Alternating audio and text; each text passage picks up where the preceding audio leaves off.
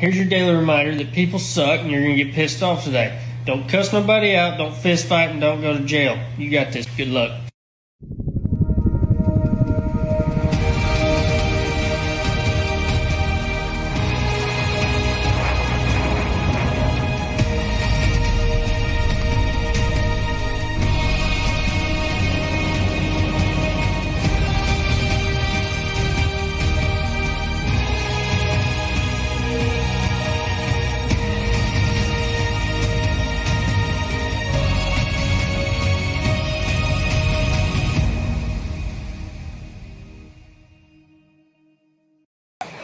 It's a good time to be medicated. Good time, good time.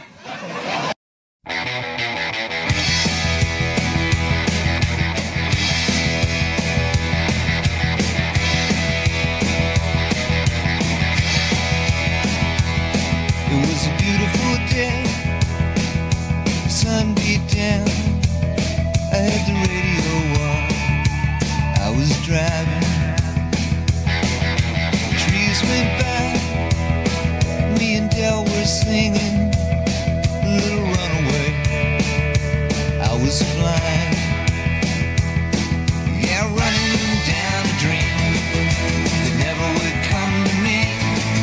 Working on a mystery, going wherever it leads. Running down a dream.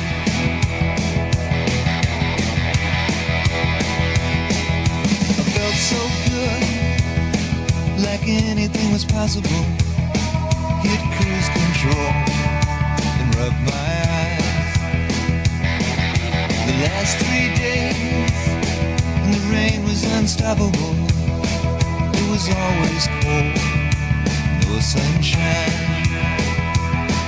Yeah, running down a dream that never would come to me. Working on a mystery, going wherever it leads. Running down a dream.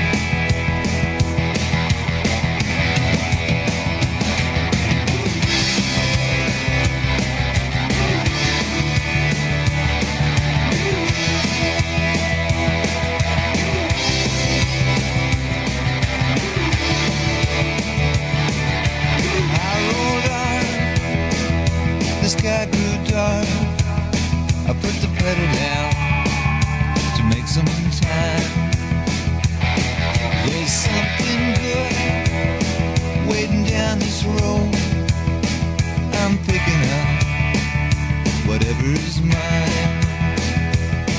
I'm running down a dream that never would come to me.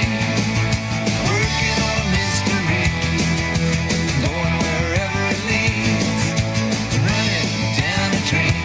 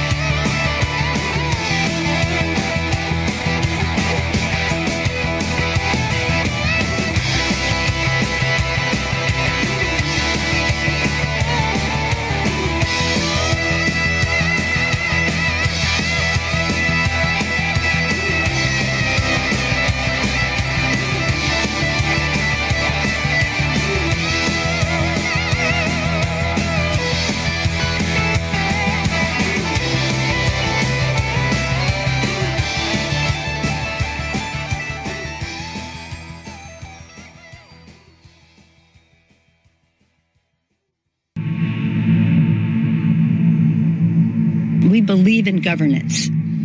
We want to keep government open. A shutdown is very serious. There are real consequences when the government shuts down. It harms our national security, it harms our economy, and it harms service members, veterans, retirees, and vulnerable communities. We all know a shutdown is unnecessary and completely avoidable. The tragedy here is all the civilian employees. It is the American people who are going to suffer. Border Patrol agents will not be paid. TSA agents will not be paid. Small businesses will be hurt. Not only is it irresponsible and purposely misleading, it is dangerous precedent to be threatening a shutdown. I'm worried about our air controllers, those in the military. We have over almost 40,000 in the military, as well as personnel who work in the military, and they won't have checks. I mean, this is real. The real people's lives at stake. It is not normal to hold 800,000 workers' paychecks hostage. It is not normal to shut down the government when we don't get what we want. Our troops deserve better. Our children deserve better. And the American people deserve better. These chaos agents, they don't have a plan B. They just want to see everything burn. Shutdown is an extremist policy designed to appeal to an extremist base and hold the whole country hostage. So if this shutdown, you know who's going to feel the pain? You know who it hurts? You.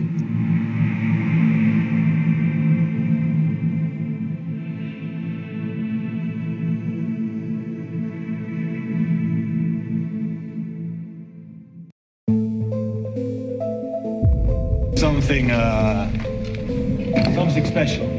So today is 100 days to go for a new competition that we created together. The FIFA Club World Cup, the best clubs in the world with the best players in the world. So we can show this is a unique trophy. This is the trophy, but it's not finished because it's unlike any other trophy. There is a key. Oh, wow. There is no other sports trophy like that. Oh, that is good. Whoa.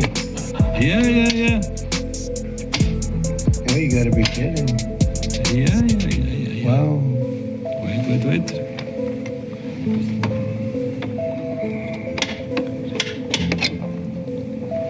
Wow. That's one I understand. And that's the trophy. That is something, huh? We gotta win now. Mr. President. This is a good one. That's beautiful. Inter Miami and Seattle Sounders play. Never seen anything like that. It's a trophy of the future. Yeah. It represents the past, the future, everything, the present. And this will be at the White House for a little while. Yes. So if anybody needs a picture or anything, you can take it. But this is. If you like it, Mr. President, it can stay here just on the 13th of July. You should take it with me. Let's leave it here. To the stadium to give it to the winners. They can take a picture, then we bring it back here after the picture. Let's do that. We'll leave it here. We'll have it in the White House quite a bit. Excellent. It travels a little bit also, but I appreciate it. That's good. And I know this can definitely stay, right? Anyway, thank you, Johnny, very much. Thank you so much. Congratulations. Thank you. Initiate drop sequence. On my mark. 10. Let's do that. We'll leave it here. We'll have it in the White House quite a bit. Excellent. It travels a little bit also, but I appreciate it. That's good. 5, 4, 3, 2. Display. Never seen anything like that. It's a trophy of the future. Yeah. It represents the past, the future, everything, the present. Let's do that. We'll leave it here. We'll have it in the White House quite a bit. It travels a little bit also, but I appreciate it. That's good.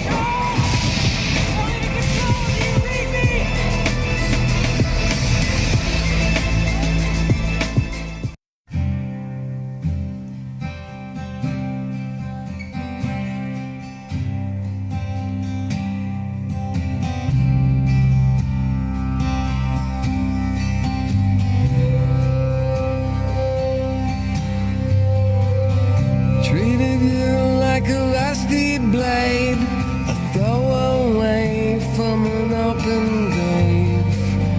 Cut you loose from a chain gang and let you you're gone.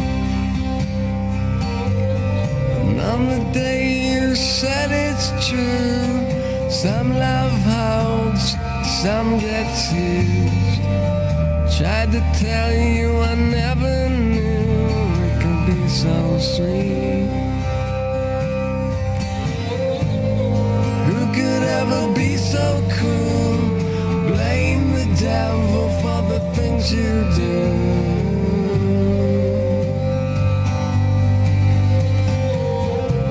It's such a selfish way to lose, the way you lose these wasted blues, these wasted blues. Tell me that it's nobody's fault, nobody's fault but my own. Tell me that it's nobody's fault, nobody's fault but my own. Tell me that it's nobody's fault, nobody's fault but my own. Tell me that it's nobody's fault, nobody's fault but my own. When the moon is a counterfeit, better find the one that fits. Better find the one that lights the way for you. When the road is full of nails, garbage pails and darkened jails, and the tongues are full of heartless tales that drain on you. Who would ever notice you and fade into a shaded room?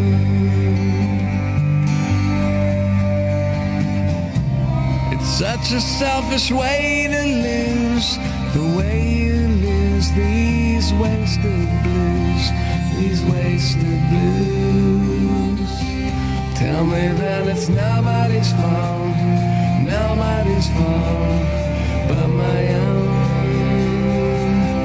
Tell me that it's nobody's fault, nobody's fault but my own.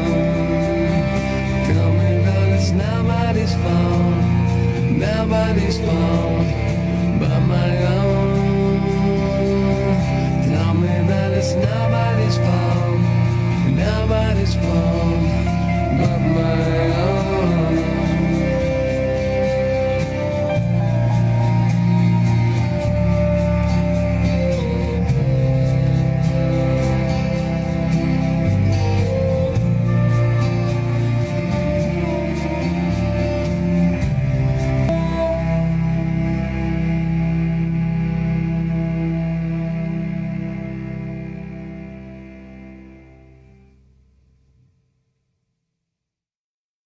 In 160 seconds, you will decide how this story ends. This is a story about us, the indoor generation. A generation that spends 90% of its life indoors. It all started the day we left nature behind. We filled our homes with lovely things and all the stuff we wanted. Our homes became places you would never want to leave. Artificial light replaced daylight, and we built our houses so that nothing could escape.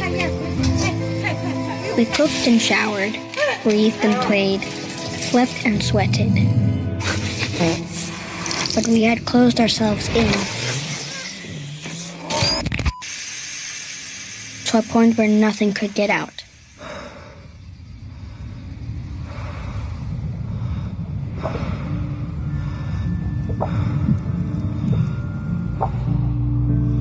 So when the air turned bad inside, we tried fixing it with chemicals. And we put in little artificial suns everywhere to make the darkness bearable. That's when things started to happen. Hard to notice in the beginning.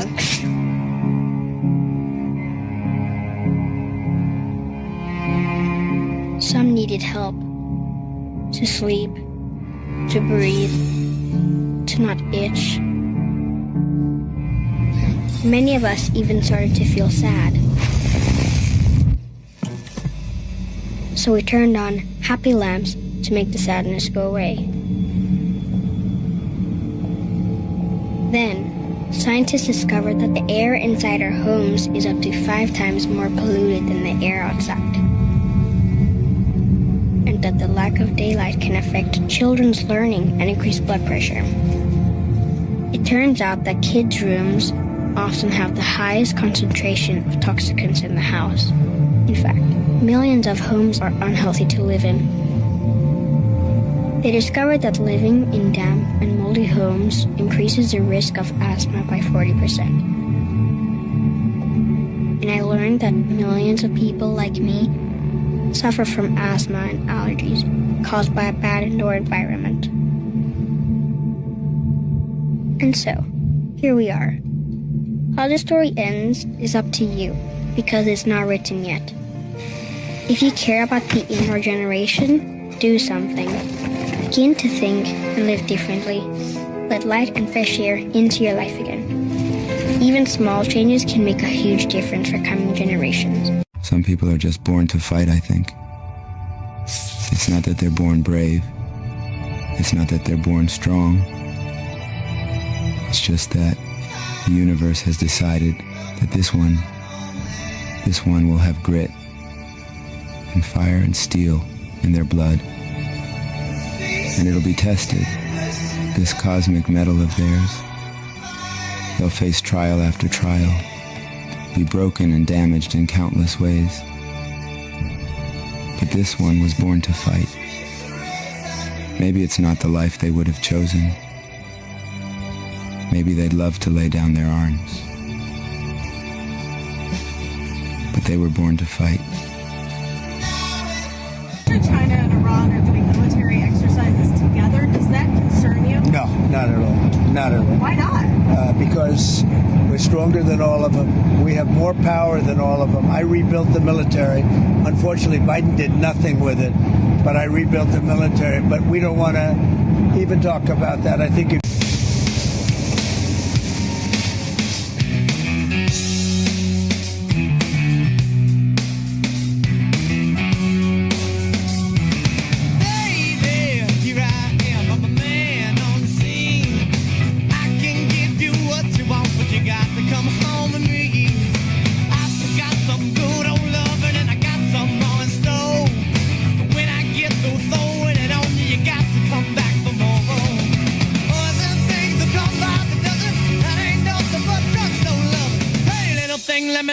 Candles, mama, I'm sure all the hand and I just around. Action speaks louder than words, and I'm a man of great experience. I know you got another man, but I can love you better than him. Take my hand, don't be afraid, I'm gonna prove every word I say. I'm advertising love for free, so you can place your ad for me. Once I come along and down by the dozen, I ain't nothing but thing, let me light your candle, cause mama, I'm sure all the hand and I just around. Yeah, all the hand now. Oh, baby. Baby, here I am, a man on your scene. I can give you what you want, but you got to come home with me. I forgot some good old loving, and I got some more in store. When I get through throwing on you, you gotta come running back for more. Cause I run along and down by the dozen. I ain't nothing but drugstore love. Hey, little thing, let me light your candle, cause mama, I'm sure all the hand and I just around. Hard the hand and now. Oh yeah,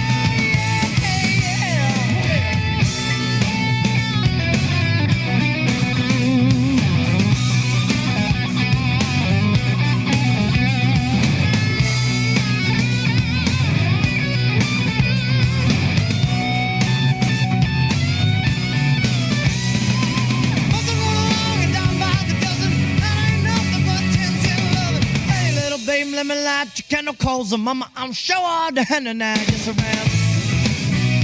Yeah.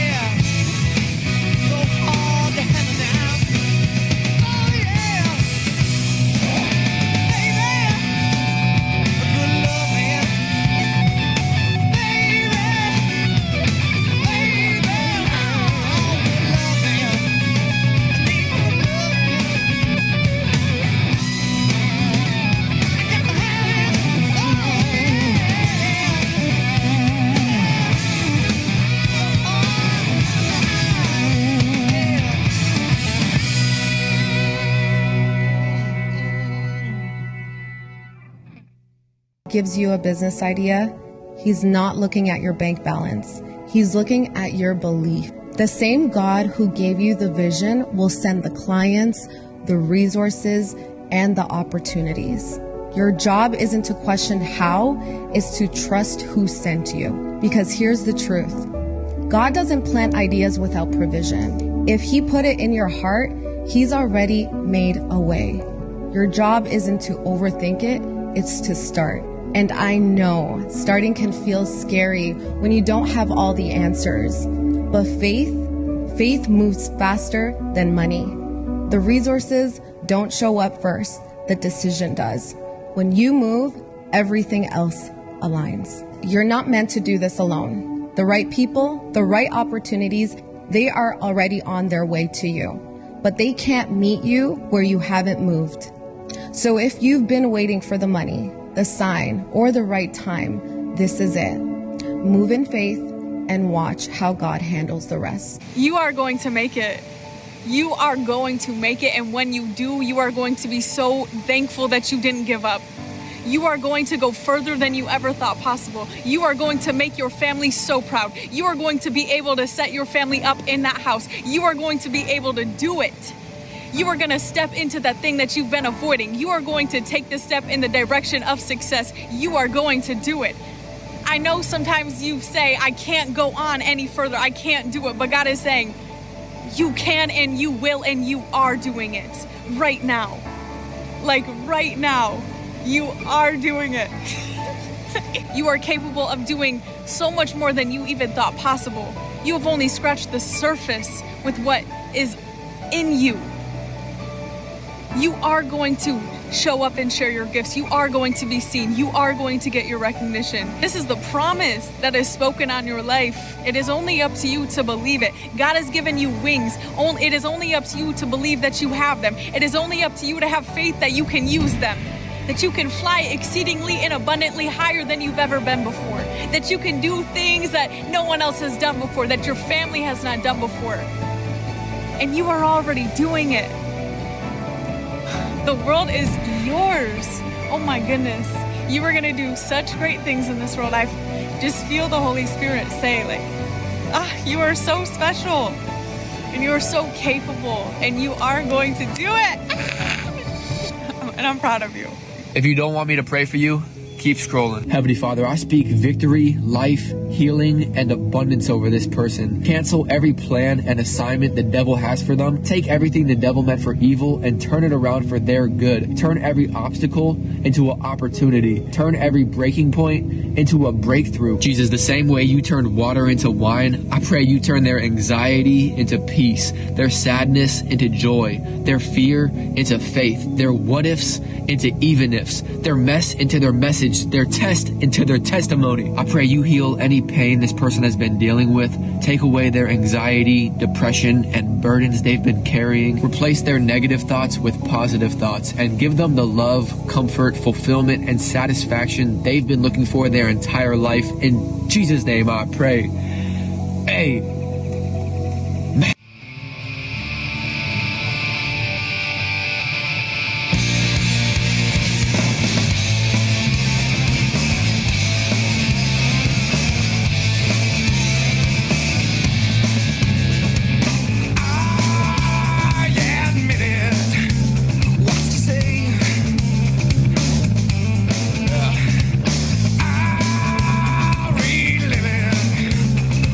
Pain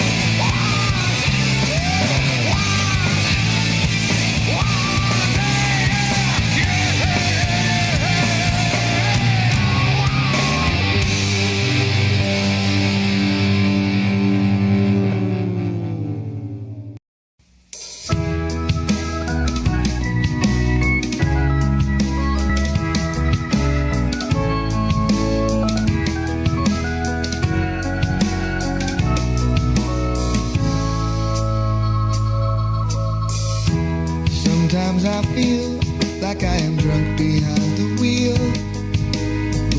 of possibility, however it may roll. Give it a spin, see if you can somehow factor in. You know there's always more than one way to say exactly what you mean to say. Was I out of my head or was I out of my mind? How could I have ever been so blind? I was waiting for an indication. It was hard to find. Don't matter what I say, only what I do. I never mean to do bad things to you. So quiet, but I finally woke up. If you're sad, then it's time you spoke up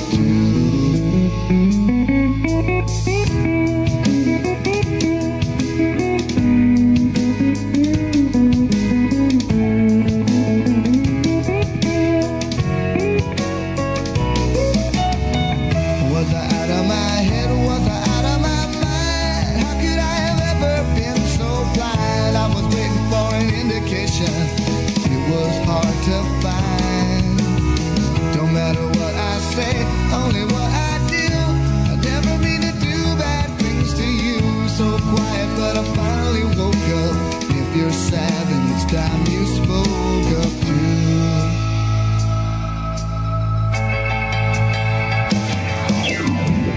Was I out of my head or was I out of my mind? How could I have ever been so blind? I was waiting for an invitation.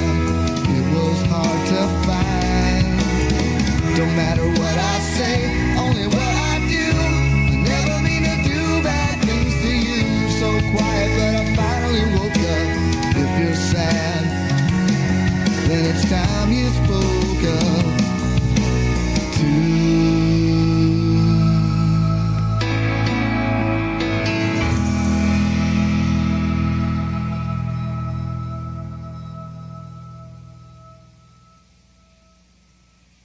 You there, soldier of God. I've been asked to remind you that the enemy roams around like a lion, looking for a soul to devour.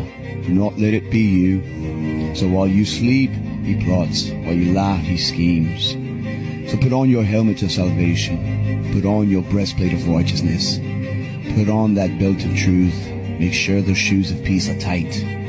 Don your shield. You will need it for when the enemy throws his fiery darts at you. And most importantly, make sure your sword is sharp. The word of God is the only tool we have to fight this enemy. So know it, be well trained in it, and do not be afraid. For God did not give us a spirit of fear. And remember that if God goes before us and is with us, who, dare I say, can stand against us? 2024 is the final battle. They're going after Trump, but if they can get Trump, it means they can get you, they can get me, they can get all of us. He is standing in the way, and that can sound like a campaign slogan, but it's very true. Now we're approaching the most important battle of our lives. Now, for the very first time in American history, a sitting president's DOJ has indicted his top political rival ahead of a presidential campaign. When they indicted me for nothing, I said, now the gloves are off. Now we have to say if I can see the truth.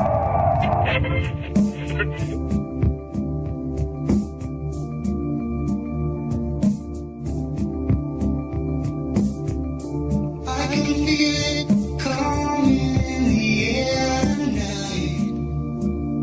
Oh Lord, and I've been waiting for this moment for all my life. Oh Lord, can you feel it coming in the air tonight? Now we're approaching the most important battle of our lives. Oh Lord. If you fuck around with us, if you do something bad to us, we are going to do things to you that have never been done before. You told me you were drowning. I would not lend a hand. I've seen your face before, my friend, but I don't know if you know who I am. Well, I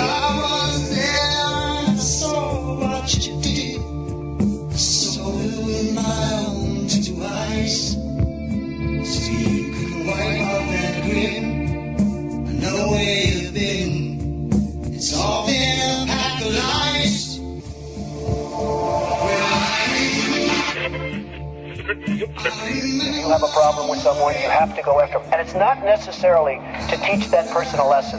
It's to teach all of the people that are watching a lesson. The last time we ever met,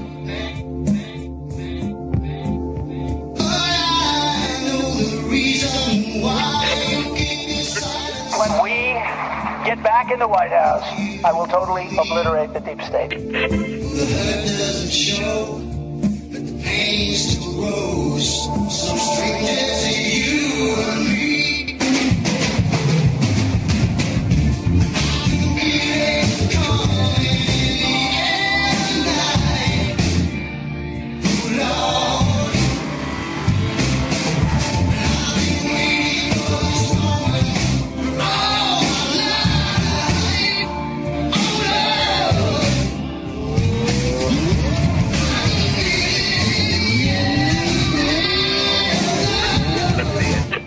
When we get back power, I don't really want to have peace with these people who did this to us and are continuing to do this to us.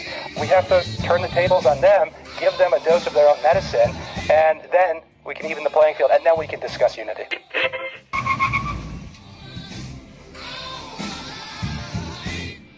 Welcome to Patriot News Broadcasting. I can feel it in the air tonight. It's not quite night yet, but I do have the windows open, so I can feel something coming in through the air. I think it's just air. Good to see you guys. Hope you're having a good one. It's Tuesday, March 11th. Got a lot of news we're going to look at, a lot of cool videos like always. You know, it's like I hear people saying we got to see that justice, and I still feel like justice maybe has already happened on a huge level, and we're just waiting to get to that point. But what do I know? We do have some cool things we're going to look at, starting with this post from Ivanka Trump. By June, you will be living in a completely different environment. Upgrades are coming. What do you guys think about that? It's March, obviously, mid-March. I know some people are going to say they're moving the goalposts. They're moving it to June and September, and I don't know. That's a bold statement. How do you guys feel about it? It's good to see all of you, too. So, anyway, it's good news either way. Ivanka, good share. I wanted to share this with you as well. It was Delta from yesterday. Saving Israel for last, very specific reason, not mentioned a single time. And I noticed at the bottom it talked about Ukraine is the land of the Khazars, descendants of Khazar, or the Khazarians. I don't know how you say that technically. Interesting connection, though, I thought. So, wanted to point that out. Also wanted to point this out and see how you felt about it. If everything had gone smoothly, just as you envisioned, wouldn't you have become complacent? Would you have really depended on the Lord so much? Would you really have known that He's the one doing it all? You might think you could have done without those setbacks and problems and persecutions, but you're wrong. You needed them. How do you guys feel about that? Oh, that was cool. Back by popular demand for the first time in 20 years, the Emmy-nominated original Apprentice starring President Donald Trump is back. Watch season 1 of The Apprentice, apparently now streaming on Prime Video. New seasons every Monday. New seasons every Monday? I don't know exactly what that means, but he's a busy dude, isn't he? How does he find time for this stuff?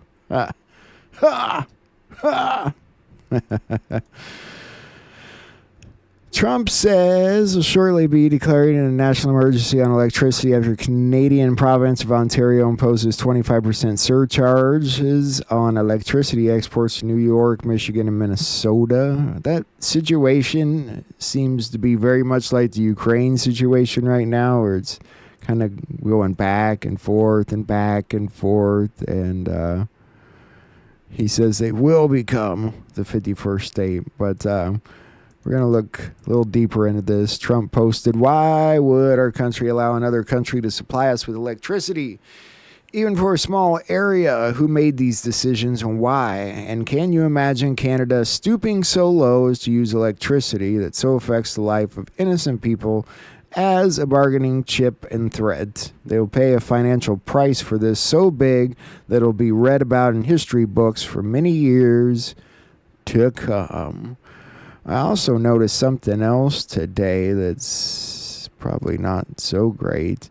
Canada files to sell USD bonds with the size undisclosed. The country holds approximately $378 billion in U.S. debt.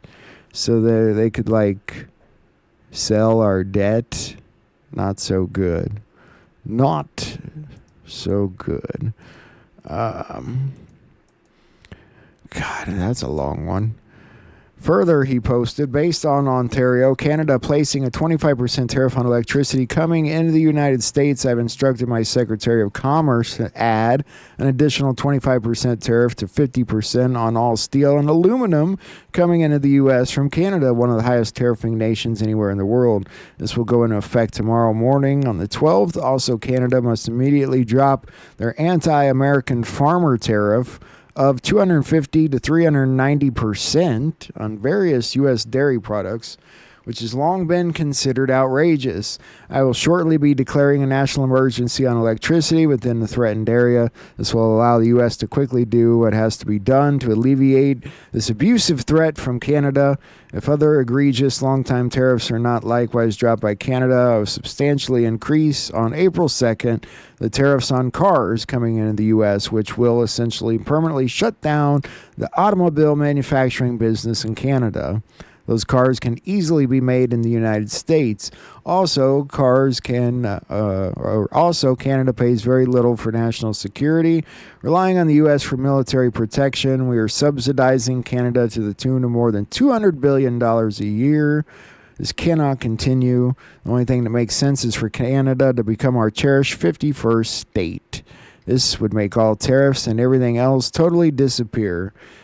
Canadians' taxes will be very substantially reduced. They will be more secure, military and otherwise, than ever before, and there would be no longer a northern border problem. And the greatest and most powerful nation in the world will be bigger, better, and stronger than ever. So you get the point there, but it's kind of like a lot of bickering back and forth, don't you think, for what we should be focused on. But maybe it's a means to a better end. And another Trump post while we're on the topic. I promise it's like the last one. To Republicans, conservatives, and all great Americans, Elon Musk is putting it on the line in order to help our nation, and he is doing a fantastic job.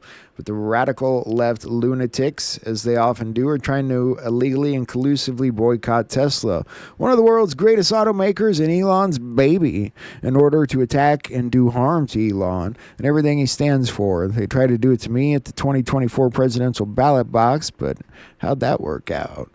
In any event, I'm going to buy a brand new Tesla tomorrow morning as a show of confidence and support for Elon Musk, a truly great American. Why should he be punished for putting his tremendous skills to work in order to help make America great? If you think Trump drives anywhere, I bet he's had a limo driver his entire life. Not to diss on Trump, but just saying. I know, it's principle of the thing. I get it. Wait till you see this post from Elon. It's going to blow your mind. In fact, I'm going to start with it. Let's check this out. This is crazy. You went to a private Kardashian gathering. What was that like? Joe, look, the things I'd seen that night was really just something I thought was just like a dumb Reddit conspiracy. But the things those women do to maintain their youth, to maintain their beauty, it was atrocious. Everything started out sort of normal. I was greeted by, Chris, Kim, Chloe, Court. The house was beautiful, almost as big as mine, but I noticed Kanye kind of standing off to the side, looking a bit distressed, and so I'd approached him and introduced myself. I said, "Nice to meet you, Kanye. Loved the Vultures album." And looking distressed, he just said, "Appreciate it, dog. Appreciate it." He'd said to me, "These hoes got me overly f***ed up. I gotta get these witches away from my kids, bro." I didn't really know what he'd meant exactly, but after he said to me, "You want to see what these people really be on?" I'd followed him down a large hall and into this kind of large walk-in fridge. Joe, there was just hundreds of what had looked like blood bags. I said, "Kanye, say something. What the hell is this stuff?" He said, "Adrenochrome. These people are sadistic. Why do you think Shorty looks 18 at 43? They feed on the fluids of the youth." He says to me, he goes, and I didn't find this out until after I had kids with the bitch. He says to me, he goes, "They tried to bring me in. They wanted to inaugurate me into their weird little cult gatherings. Why do you think I left her? Why do you think they've been trying to cancel me ever since?" Now I kind of wish I'd seen the rest of that interview with Joe Rogan. That's pretty wild, though, isn't it? Elon apparently knows some things. That's wild. Wild shit right there. I guess that's what happens when you go to a party at the Kardashians. My God, I can't talk lately. Somebody smack me around, please. That sounded weird. Let's just move on. People who are definitely dead marked as alive in the Social Security database. Why were hundreds of millions of dollars of Small Business Administration loans were given out to people aged 11 and under, according to the Social Security? I mean, like, these must be some very enterprising 8-year-olds, you know. And some pretty strong 150-year-olds. Yes. Exactly. As the president said, you know, we have an enormous number of people marked as alive who are 160. He didn't know the country was that healthy. So apparently we've been giving business loans to 11-year-olds and kids age 11 and under. I suppose they should have some killer lemonade stands, right? Should expect some damn good lemonade. U.S. District Judge Christopher Cooper has ordered the release of Elon Musk's Doge records, citing extraordinary influence and an unusual level of secrecy. Diving a little deeper into that. A judge found that President Donald Trump's Department of Government Efficiency is likely subject to public records laws and ordered Doge to respond quickly to a watchdog group's information request. Judge Christopher Cooper said in an order, Doge's unprecedented authority meant it easily fit the definition of an agency under the Freedom of Information Act. The judge based his finding in part on Doge spearheading mass resignations and firings, cutting hundreds of millions of dollars worth of federal contracts, and dismantling an entire agency.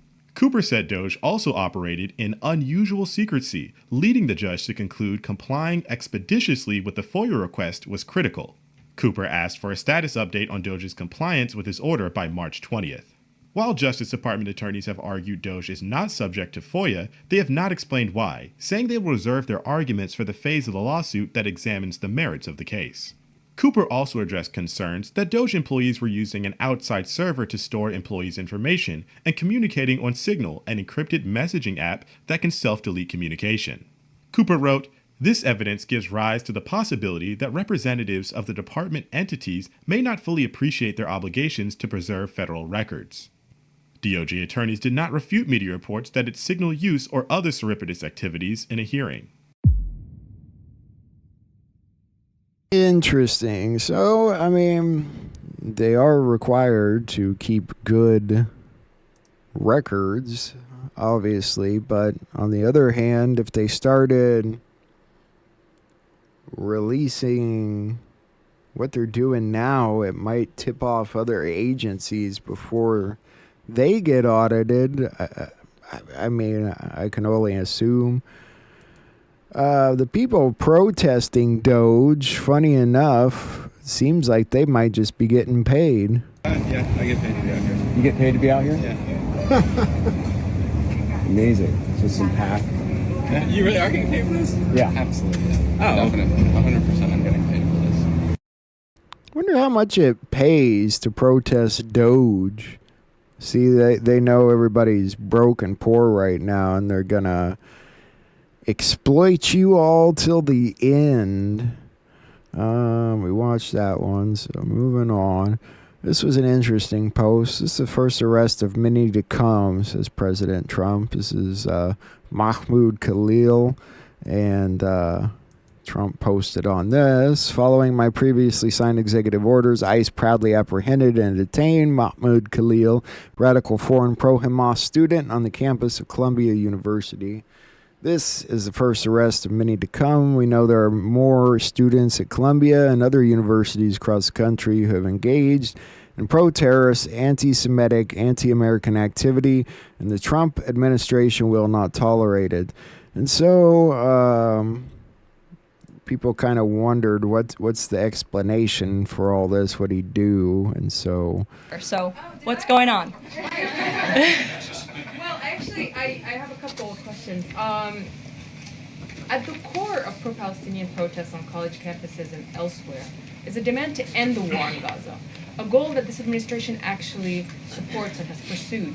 So why has this not been acknowledged or highlighted even? Because these colleges and these protests have again put out Hamas propaganda. The flyers that have been distributed call for violence. The flyers that have been distributed have the logo of an organization that has held Americans hostage, that murdered innocent babies, that murdered men, women, and children. They are a designated foreign terrorist organization, and we are not going to tolerate non-citizens, foreigners who come here on a visa engaging in such behavior, siding with terrorists. And the Secretary of State reserves the authority to revoke the green card or the visa of an individual who serves as an actually, it says right here, reasonable grounds to believe that the alien's presence or activities in the United States would have potentially serious adverse foreign policy consequences to the United States. And I think siding with Hamas makes that quite clear.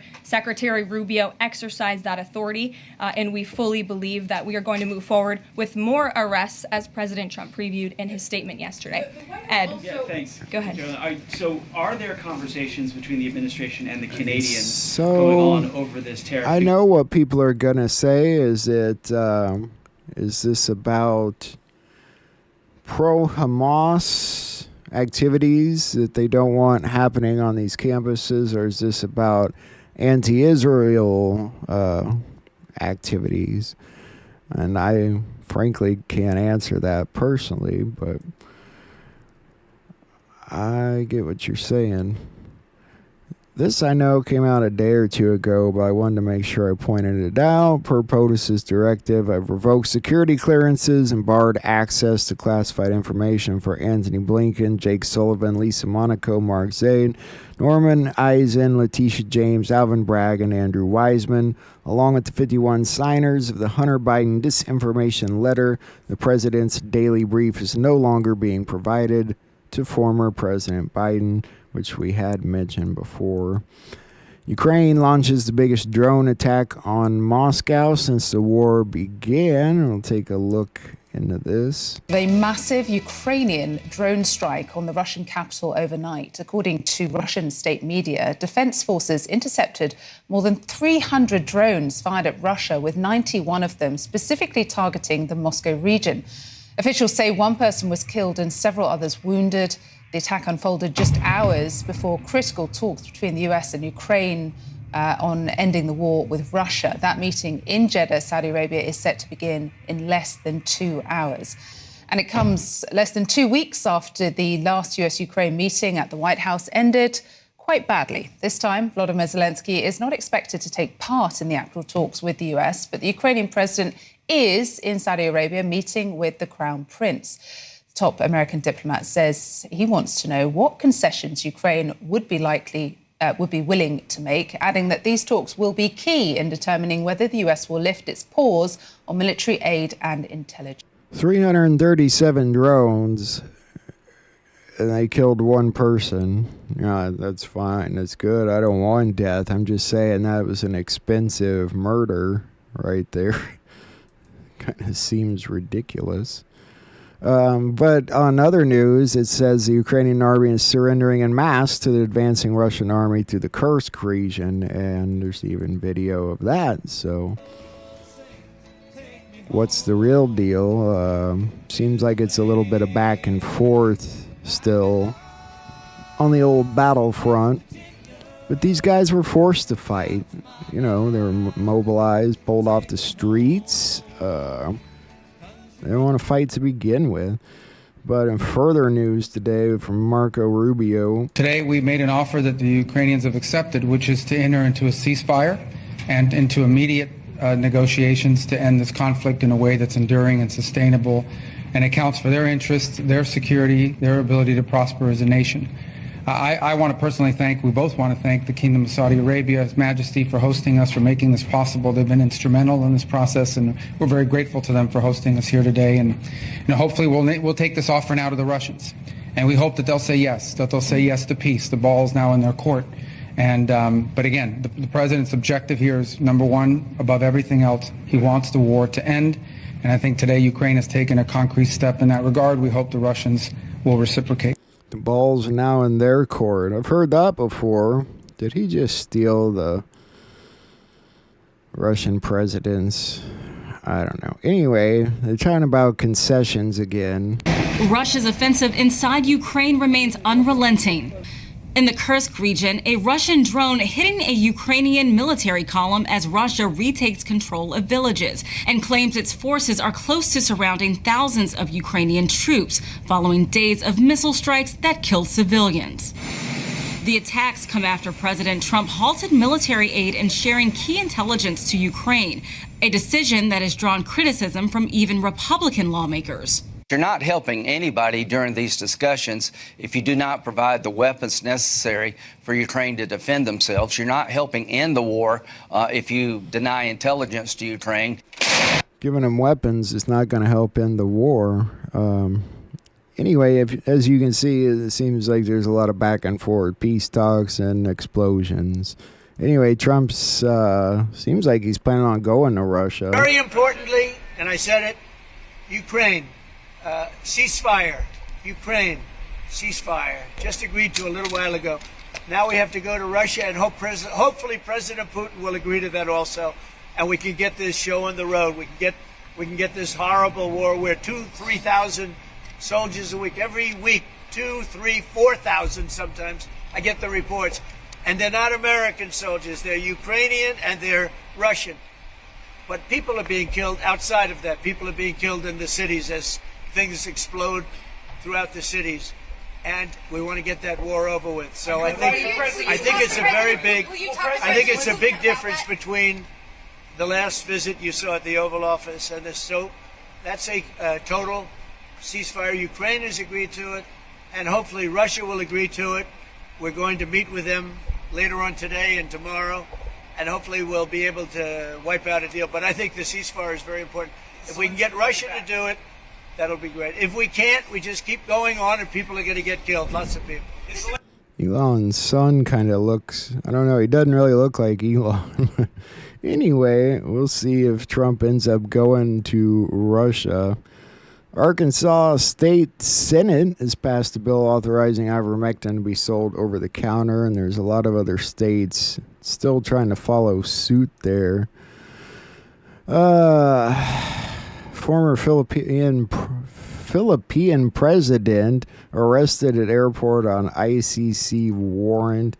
Let's take a further look real fast. Former president of the Philippines, Rodrigo Duterte, is on a plane on his way to The Hague, according to his lawyer. Duterte was taken into custody by police in Manila earlier today, acting on an arrest warrant issued by the International Criminal Court. Now, the ICC alleges Duterte committed crimes against humanity in his brutal crackdown on drugs that killed thousands of Filipinos during his 6-year presidency. Well, in a video shot after he was detained, he claimed the arrest was illegal. Well, let's bring in Richard Heydarian, who is a podcaster, lecturer, and the author of The Rise of... So I know you guys probably don't care too much about that, but thought I'd point that out. This old Hillary Clinton email WikiLeaks had put out sort of coming back up as relevant. Israeli intelligence says collapse of Syria will spark a Sunni-Shiite war that will benefit Israel. Hillary Clinton's emails regarding Syria reveal that the U.S. toppling Assad would ignite a Sunni-Shiite war, but that would ultimately serve Israel, as it would lead to the collapse of Iran's nuclear project. And people bring that up just because the situation there's still very, very, very bad. So, I don't know. Something's got to happen with that situation. And coming back up to haunt the left, at least, as well as the Seth Rich situation. The government releases list of withheld docs in Seth Rich investigation. Indicates case in 2016 is still an ongoing law enforcement investigation. Of course, the Vaughn indexes for Seth Rich's personal and work laptops have been obtained. The Vaughn index details records withheld by the government, usually in response to a FOIA request, and explains the reasons for their redaction or non-disclosure.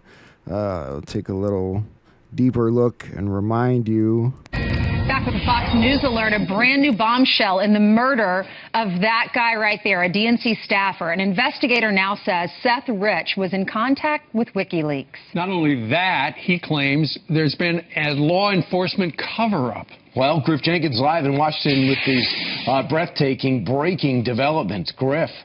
Brian Ainsley and Steve, good morning. Breaking indeed and developing at a rapid pace. Bombshell new evidence of a former DNC staffer you just showed there, Seth Rich, suggests he was in communications with WikiLeaks prior to his murder last summer. Let me take you back. Here in the nation's capital, it was last July. DNC staffer Seth Rich was shot and killed on the way home from a bar in a trendy Northwest neighborhood. Here, police initially saying that they believed it was a botched robbery, but questions remain with the investigation still open. Now, a year later, according to a parallel investigation by former D.C. police homicide detective and Fox News contributor Rod Wheeler, there's evidence that Rich had contact. So obviously that's looking back ways anyway, but, I think he had moved to turn over a lot of stuff to WikiLeaks, and it got him killed, and I hope to find out deeper information about that.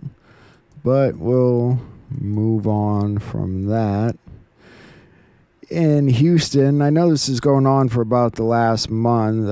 ICE announces the arrest of 646 illegal aliens in a long operation. It's more than a week long now in the Houston area. 543 of them were criminals, including 140 aggravated felons and 34 sex offenders. These are huge numbers for a single ICE office in 1 week. That is pretty good for a week, but it's been going on for much more than a week now. So that situation there it's crazy. They're getting people out fast. And there's a situation in Australia going on. Ricardo Bosey's supposed to be on live. Guess probably any time now, but we might look at that a little later. But we'll look into the situation and see what you think. Hi everyone, my name is Anne Marie, also known as AM, and I am the South Queensland State Coordinator for A1 based on the Gold Coast. I joined A1 purely because of the children. It was, as a grandmother, it was always about saving the kids. And I 100% and back Ricardo and A1 on the Boycott the Ballot campaign. So everyone, please support Ricardo and A1.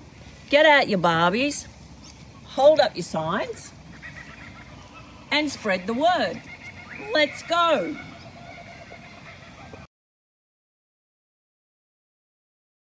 Alright, so there's one video, a little deeper into it. G'day, this is Christopher Corcus here, Australia One's Victorian State Coordinator.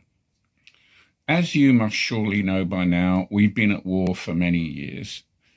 A fifth generation war, and Australia has been under belligerent occupation.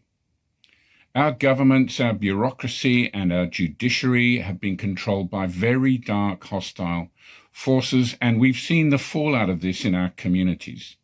It has been heartbreaking, especially once you see it, the terrible injuries, social, financial injuries, physical and spiritual, that have been done to our young people. These are innocent young people.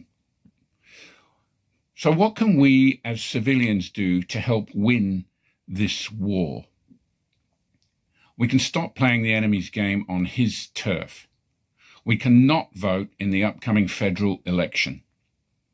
Boycotting the ballot is a massive blow to the bad guys that they fear. It sets in motion unstoppable processes and forces of light that will expose them, fracture and weaken them. They're coming down all right, make no mistake, and we better be ready to step up, rebuild and strengthen our communities if we want to take our country back. And that's really what Australia One is all about. So that's where I'm at. If you're an A1 brother or sister in Victoria and you need my support in our work, you know how to contact me. I really like Ricardo Bosey, so it would be interesting to see what he's up to. And Trump even threw in his 2 cents. Malcolm Turnbull, the former Prime Minister of Australia, who was always leading that wonderful country from behind, never understood what was going on in China, nor did he have the capacity to do so. I always thought he was a weak and ineffective leader, and obviously Australians agreed with me. He's posted a lot today. Some comments Robert F. Kennedy Jr. had to make to Congress. Kind of interesting. Today, over 100 members of Congress support a bill to fund Ozempic with Medicare at $1,500 a month. Most of these members have taken money from the manufacturer of that product, a European company called Novo Nordisk. As everyone knows, once a drug is approved for Medicare, it goes to Medicaid. And there is a push to recommend Ozempic for Americans as young as 6 over a condition, obesity, that is completely preventable and barely even existed 100 years ago. Since 74% of Americans are obese, the cost of all of them, if they take their Ozempic prescriptions, will be $3 trillion a year. This is a drug that has made Novo Nordisk the biggest company in Europe. It's a Danish company, but the Danish government does not recommend it. It recommends a change in diet to treat obesity and exercise. Virtually Novo Nordisk's entire value is based upon its projections of what Ozempic is going to sell to Americans. For half the price of Ozempic, we could purchase regeneratively raised organic agriculture, or organic food for every American, 3 meals a day, and gym membership for every obese American. Why are members of Congress doing the bidding of this Danish company instead of standing up for American farmers and children? Because Novo Nordisk is one of the largest funders of medical research, the media and politicians and the medical schools all go along with them. Because they're getting very, very rich. That's a lot of Congress people taking money. So, of course, they're going to vote right along with it. And it does sound terrifying, Salty. And then what he said there is terrifying. The kind of money they spend on it, they could feed every American three organic meals a day or something like that. I don't know. That's crazy. So, also a quick interview that Robert F. Kennedy did celebrating his new achievement, though I'm not sure it was the greatest thing. I was hoping he would do first in office. Beef tallow. Oh, by the way, here you go. If you want to just take the red basket, I'll take those trades back for you. Okay? Oh, okay. Is that... this is you, Sean. Oh, this is me? Okay, thank you. And Secretary, this is for you. All right, gentlemen. Enjoy. Thank you. You didn't pick up my Coke, did you? Get your Coke? I got you, Miss Small with the little ice. Okay. But I'm not going to drink it all because you're going to yell at me. I'm only kidding. And Steak and Shake just switched out. And people are raving about these French fries. You taste them. They're amazing. They really are. I'm not. This is not. When I was a kid, I traveled in Europe. Europe is great. Always had great food. The French fries were always a disappointment because we had the best French fries here. They had pommes frites over there, and they just didn't taste right. Today, the best French fries in the world are in Europe. I order them every time I go to Belgium or France or any place else. And the French fries here just don't taste right. And you taste these, it's a completely different experience, and the customers are raving about it. Other companies, Steak and Shake has been great. We're very grateful for them for RFKing the French fries. They turned me into a verb. But also Popeyes. By the way, a plastic straw. Thank you. Thank God. I can't stand those paper straws. I hate them. Yeah, well, RFKing the fries, they're calling it. I have not tried those fries. They'd better be good. We're happy he's in office. There's a lot of other stuff to do now. This from Riverside County Sheriff Chad Bianco about self-defense issue there. They care more about criminals. I mean, they want criminals to thrive. And it's just bizarre to me. So how you could even have the thought process that said people should not be able to protect themselves is beyond me. I honestly, I don't understand it. And I've never heard a sane, legitimate argument otherwise. This is basically saying, if someone approaches you and is going to rob you or steal your stuff or harm you, your only option is to run, and they get whatever they want. If they're there to steal your car or your purse or your wallet or harm your wife or your kids, your only option is to run away from them. They get to do whatever it is they want, and you just have to run away. And this is like the absolute ultimate display of zero consequence for criminal behavior. See why people in California might not be very happy about that. They need to pull the old Florida stand your ground law, right? All right, now we're going to look into some videos that came across today, some pretty cool stuff, starting with this one about Trump and advanced technology. Check it out. I think you'll like it. Signed a number of secret memorandums stating that he wanted the release of advanced technology, and a lot of this technology was involved in the space program, and he was very aware of it. We know that President Trump is aware of advanced technologies because his uncle was the one who went in and cleared out the safe of Tesla after his death. So we are fairly sure that President Trump grew up bouncing on his uncle's knee, hearing stories of free energy. Aside from the Secret Space Program Alliance, we have a different alliance. It is made up of all of these countries that have been fighting against this cabal for 50 years or so.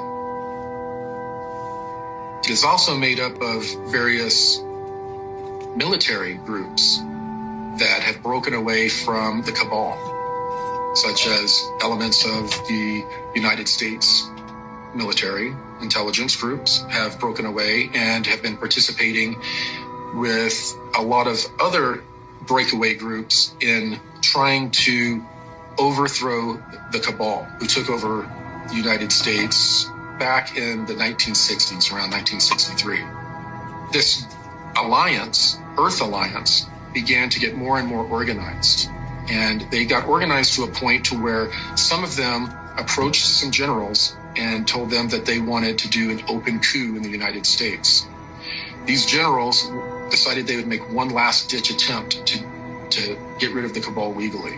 And that's when they approached Trump, allegedly, to run for president and allow them to legally get the country back, basically. The alliance is an international group. It is a confederacy. There are lots of different factions, some of which agree, some of which do not agree.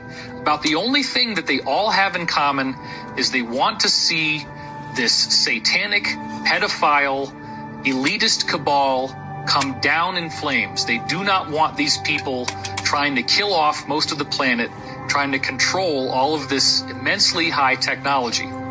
The alliance also consists of a surprising majority now of personnel in the U.S. military and in the U.S. intelligence community.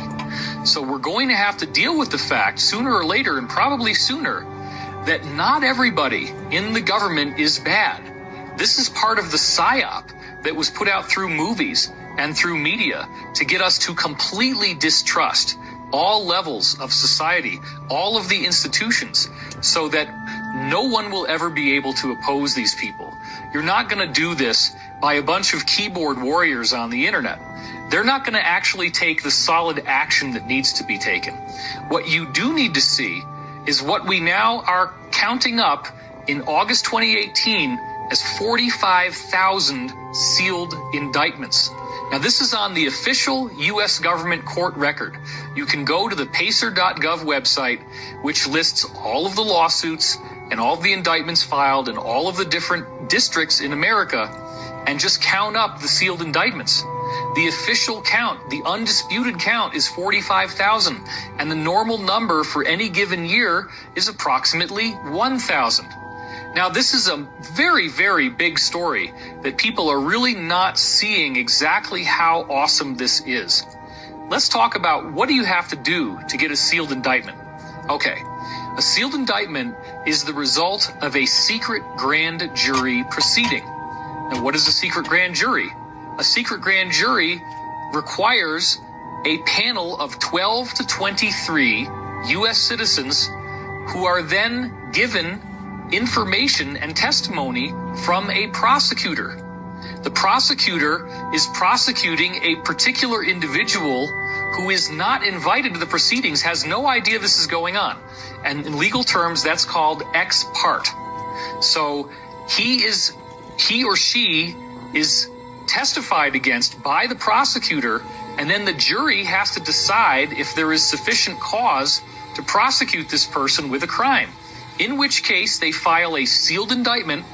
The indictment stays off the record. You don't get to know the person's name until they unseal it, at which point the person is immediately arrested. And then they get to have the regular trial by jury with a judge. But you have to understand that the prosecutor is either a federal U.S. attorney, a county district attorney, or a state attorney general. These are big, big league players. This is not some attorney that you hire in Podunk, okay? These are major players creating major indictments. And the reason why they do it this way is that they're prosecuting organized crime. Typically, that's what it is. They're prosecuting a larger ring where they can't indict one person at a time. They have to get all their ducks in a row. They have to line it all up so that when they unseal the indictments, everybody gets arrested at once, and there's no ability for them to tip each other off that something happened so that the rats can flee off of the sinking ship. They all get nailed at once.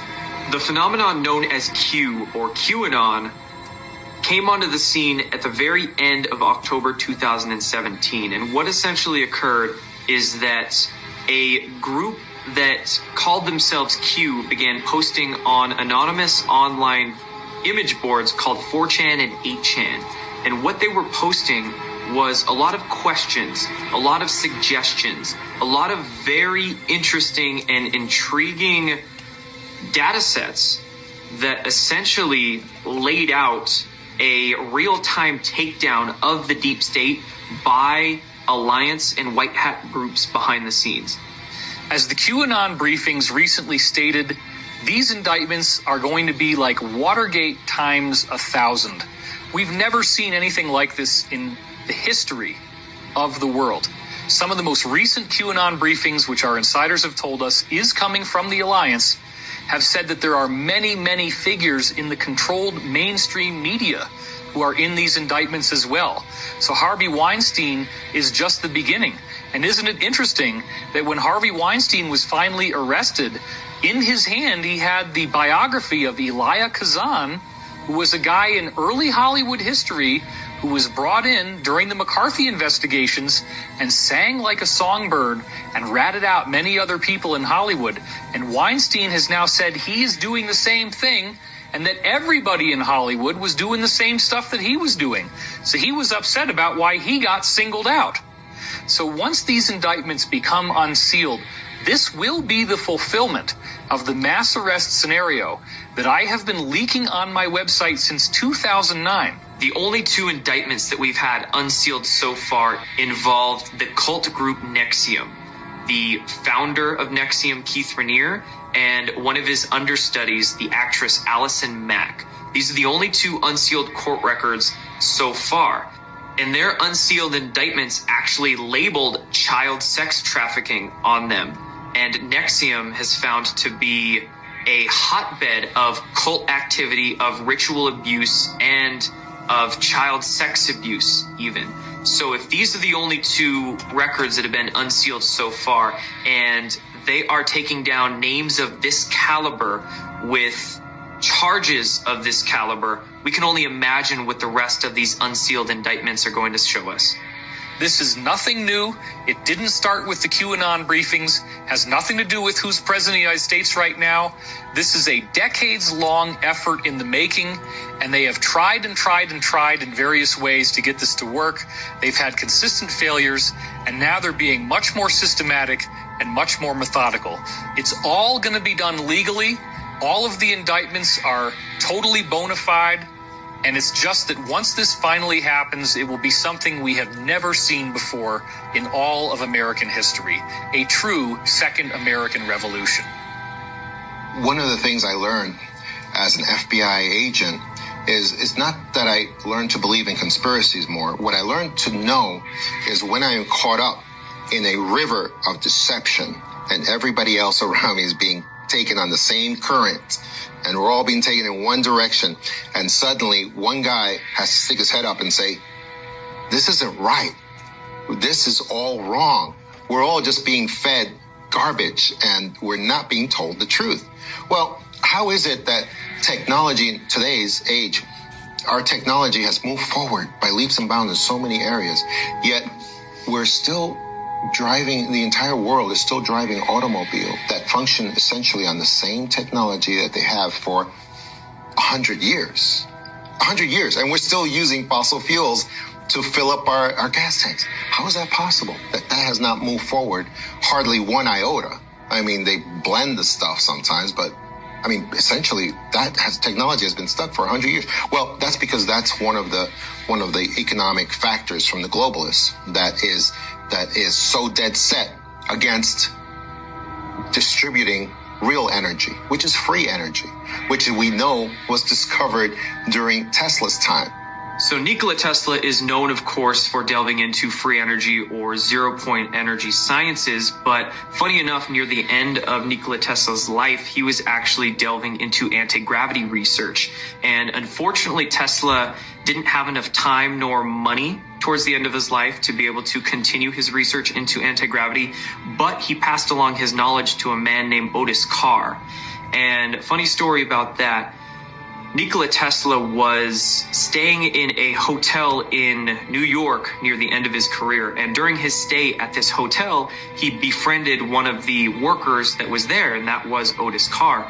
And they courted a relationship, and Nikola Tesla actually felt comfortable enough to begin sharing some of his research with Otis Carr. Now, Otis Carr then went, after Nikola Tesla's passing, to develop this research out a little bit more so, and Otis Carr actually developed what was called the OCT-X1, I believe, and it was actually a flying saucer craft that was piloted with the consciousness of the individual, and he did, supposedly, actual experiments that were successful in navigating both space and time with this craft. So we could say Otis Carr actually was the first person to develop begin to develop a civilian-based space program. but he was essentially run out of business and was not able to continue the work he was doing because the military-industrial complex suppressed his work. But the same forces that destroyed that, I mean, at that time, supposedly it was Thomas Edison, who was a part of the global system. I mean, he was the original fossil fuels and normal electricity system. And he was just a front man to destroy Tesla and destroy his, because the efforts to destroy his patents came from national government, not just Edison and his private conglomerate that had billions of dollars even at that time.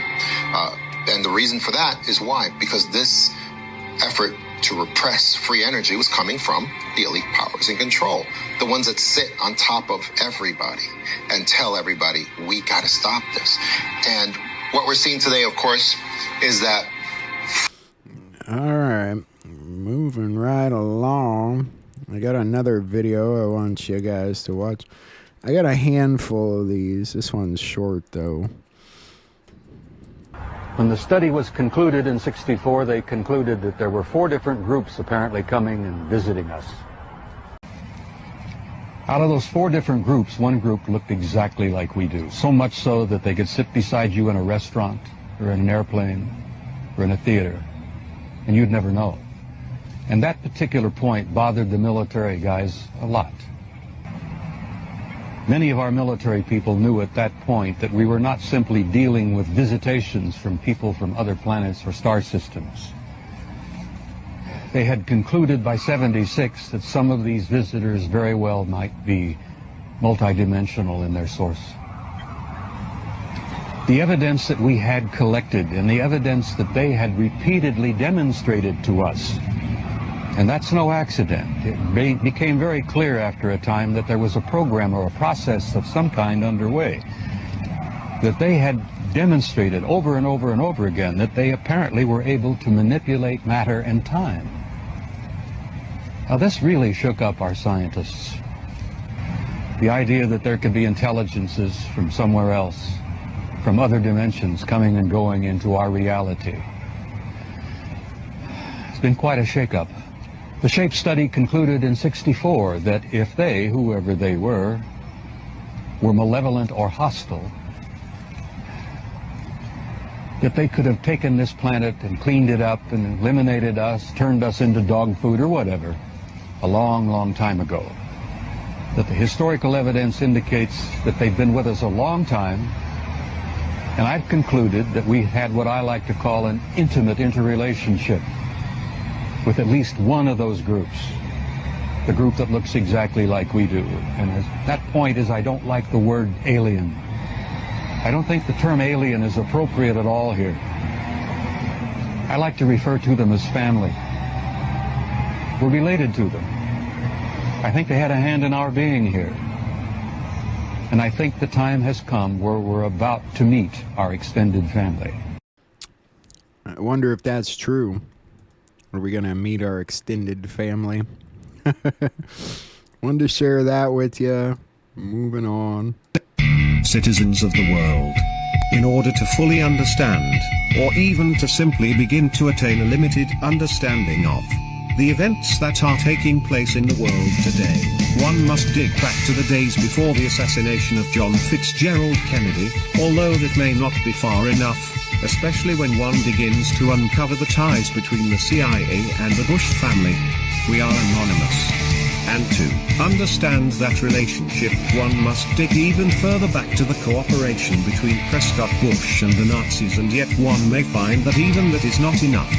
Eventually, through continual digging, going back through the pages of history, we might end up with the genocide of the indigenous people of North and South America. The Catholic Church's doctrine of discovery, which facilitated their genocide of up to 500 million indigenous people in the Americas, and even then we would just be starting to understand the big picture. What we're dealing with is something that has been going on for over 2,000 years.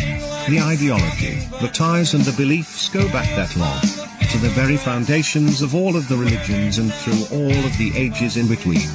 I have been trying to put all of this together, and all of my research and everything I have worked on for the last almost 20 years, but it is simply too much. I will attempt to communicate to you the evidence that I have gathered and the ways that I have put all of the pieces together, leading me to the conclusions that I have come to. I cannot cover each matter on this page in as much detail as it merits at the current time, but there is enough material already on our website to verify and support every single claim that is made. All you have to do is put the pieces together, as I have, and approach things without preconceived notions of intellectual superiority or what you have been taught is in fact reality. Recently, a couple of the final pieces of the puzzle came together, revealing to me without a doubt that the chief puppet masters responsible for 9/11 and everything that has happened since then are in fact the Rothschilds, the Bush clan, those above them, including the Illuminati and what are called the black nobility. The Rothschilds have been easy to connect, which should have set off louder alarms than it did at first, and I connected from files I have received. The Bushes not only from files but from the testimony and from one phrase uttered by Kathy O'Brien in her Culture testimony, and that was that everyone was afraid of George H.W. Bush, who was controlling presidents behind the scenes.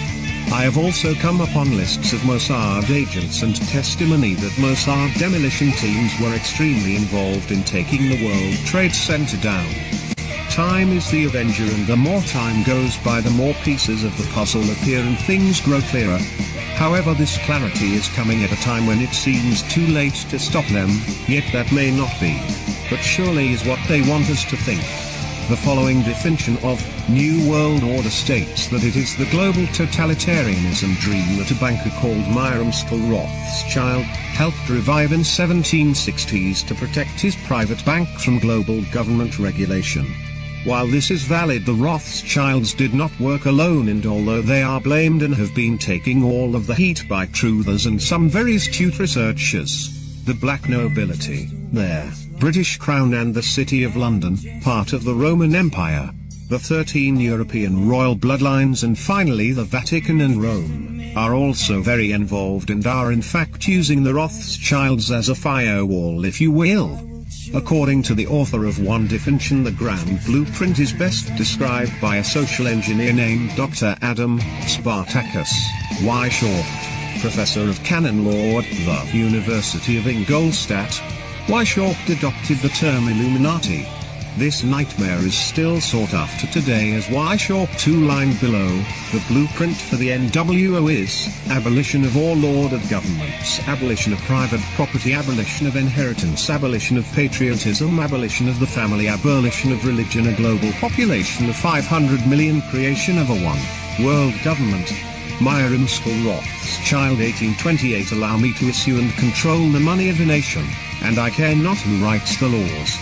Even a 4-year-old can understand that people with control of money write the laws. The following is from an excellent analysis of the New World Order by author Ken Adaki, which can be found at educateyourself.org. The term New World Order, NWO, has been used by numerous politicians through the ages, and is a generic term used to refer to a worldwide conspiracy being orchestrated by an extremely powerful and influential group of genetically related individuals, at least at the highest echelons, which include many of the world's wealthiest people, top political leaders, and corporate elite, as well as members of the so-called black nobility of Europe, including the British Crown, whose goal is to create a one-world fascist government, stripped of nationalistic and regional boundaries, that is obedient to their agenda. Their intention is to effect complete and total control over every human being on the planet and to dramatically reduce the world's population by 2/3. While the name New World Order is the term most frequently used today to loosely refer to anyone involved in this conspiracy, the study of exactly who makes up this group is a complex and intricate one. In 1992, Dr. John Coleman published Conspirators' Hierarchy, the story of the Committee of 300. With laudable scholarship and meticulous research, Dr. Coleman identifies the players and carefully details the New World Order agenda of worldwide domination and control. On page 161 of The Conspirators' Hierarchy, Dr. Coleman accurately summarizes the intent and purpose of the Committee of 300 as follows: a one-world government and one-unit monetary system, under permanent non-elected hereditary oligarchists who self-select from among their numbers in the form of a feudal system as it was in the Middle Ages. In this one-world entity, population will be limited by restrictions on the number of children per family, diseases, wars, famines, until 1 billion people who are useful to the ruling class, in areas which will be strictly and clearly defined, remain as the total world population. There will be no middle class, only rulers and the servants.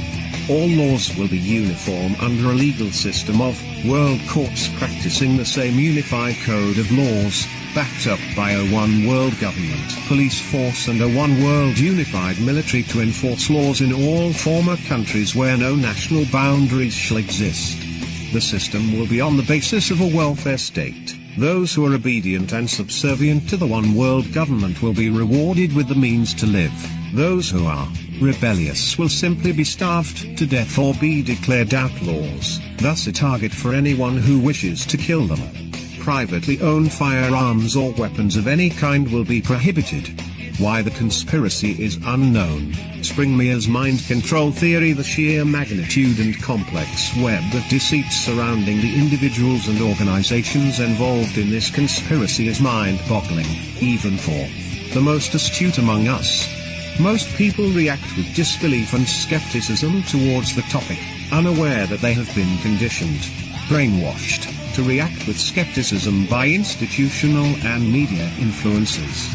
Author and deprogrammer Fritz Springmere, The Top 13 Illuminati Bloodlines, says that most people have built-in slides that short-circuit the mind's critical examination process when it comes to certain sensitive topics. Slides, Springmere report, is a CIA term for a conditioned type of response which dead-ends a person's thinking and terminates debate or examination of the topic at hand. For example, the mention of the word conspiracy often solicits a slight response with many people. Springmere has co-authored 3 books on trauma-based programming which detail how the Illuminati employs highly tuned and extremely sophisticated mind control, MC, training programs that begin the programming process while the intended victim is still within the womb. Mind control is a much greater problem than most people realize. According to Cisco Wheeler, a former Illuminati mind control programmer, there are 10 million people who have been programmed as mind-controlled slaves using trauma-based MC programs with names like Monarch and MK Ultra. The newer, non-trauma, electronic means of MC programming that grew out of the Montauk Project may include millions more. Al Bilek, who played a principal role in the development of the Montauk Project, said that there are 10 million victims of Montauk-style mind control programming worldwide, the majority located in the USA. He also said that there are covered Montauk programming centers in every major city in the US. What most people believe to be public opinion is in reality carefully crafted and scripted propaganda designed to elicit a desired behavioral response from the public. Public opinion polls are really taken with the intent of gauging the public's acceptance of the New World Order's planned programs. A strong showing in the polls tells them that the programming is taking, while a poor showing tells the NWO manipulators that they have to recast or tweak the programming until the desired response is achieved. While the thrust and content of the propaganda is decided at Tapestrip, implementation of the propaganda is executed in the United States by well over 200 think tanks such as the RAND Corporation and the Brookings Institute, which are overseen and directed by the top NWO mind control organization in the United States, the Stanford Research Institute, SRI, in Menlo Park, California. The NWO global conspirators manifest their agenda through the skillful manipulation of human emotions, especially fear. In the past centuries, they have repeatedly utilized a contrivance that NWO researcher and author David Icke has characterized in his latest book, The Biggest Secret, as problem, reaction, and solution. The technique is as follows. NWO strategists create the problem by funding, assembling, and training an opposition group to stimulate turmoil in an established political power, sovereign country, region, continent, etc. that they wish to impinge upon, and thus create opposing factions in a conflict that the NWO themselves maneuvered into existence. In recent decades, so-called opposition groups are usually identified in the media as freedom fighters or liberators. At the same time, the leader of the established political power where the conflict is being orchestrated is demonized and, on cue, referred to as another Hitler. Take your pick: Saddam Hussein, Milosevic, Gaddafi, etc. Their freedom fighters are not infrequently assembled from a local criminal element, that is KLA, drug traffickers. In the spirit of true Machiavellian deceit, the same NWO strategists are equally involved in covertly arming and advising the leader of the established power as well. The NWO always profits from any armed conflict by loaning money, arming, and supplying all parties involved in a war. Their conflict is drawn to the world stage by the controlled media outlets with a barrage of photos and videotape reports of horrific and bloody atrocities suffered by innocent civilians. The cry goes up, something has to be done. And that is the desired reaction. The NWO puppeteers then provide the solution by sending in UN peacekeepers, Bosnia, or a UN coalition force, Gulf War, or NATO bombers, and then ground troops, Kosovo, or the military to search for weapons of mass destruction, which of course are never found. Once installed, the peacekeepers never leave. The idea is to have NWO-controlled ground troops in all major countries or strategic areas where significant resistance to the New World Order takeover is likely to be encountered. Who is the NWO? The corporate portion of the NWO is dominated by international bankers, oil barons and pharmaceutical cartels, as well as other major multinational corporations. The royal family of England, namely Queen Elizabeth II and the House of Windsor, who are, in fact, descendants of the German arm of European royalty, the Saxe-Coburg-Gotha family, changed the name to Windsor in 1914, are high-level players in the oligarchy, which controls the upper strata of the NWO. The decision-making nerve centers of this effort are in London, especially the City of London, Basel, Switzerland, and Brussels, NATO headquarters. The United Nations, along with all the agencies working under the UN umbrella, such as the World Health Organization, WHO, are full-time players in this scheme. Similarly, NATO is a military tool of their NWO. The leaders of all major industrial countries like the United States, England, Germany, Italy, Australia, New Zealand, etc. Members of the G7/G8 are active and fully cooperative participants in this conspiracy.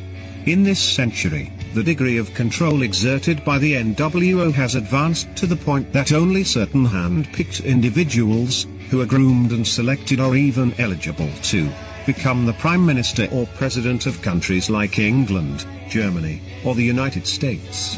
It didn't matter whether Bill Clinton or Bob Dole won the presidency in 1996. The results would have been the same. Alright, and that's where that one ends. I'll take you to our next short video.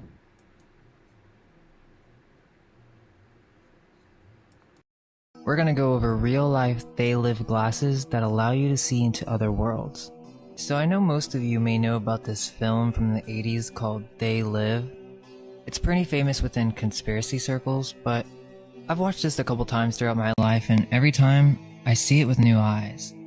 The movie's honestly amazing. It starts out with your traditional 80s action movie, and you're basically following this guy who, through a seemingly random sequence of events, finds these glasses that have special properties.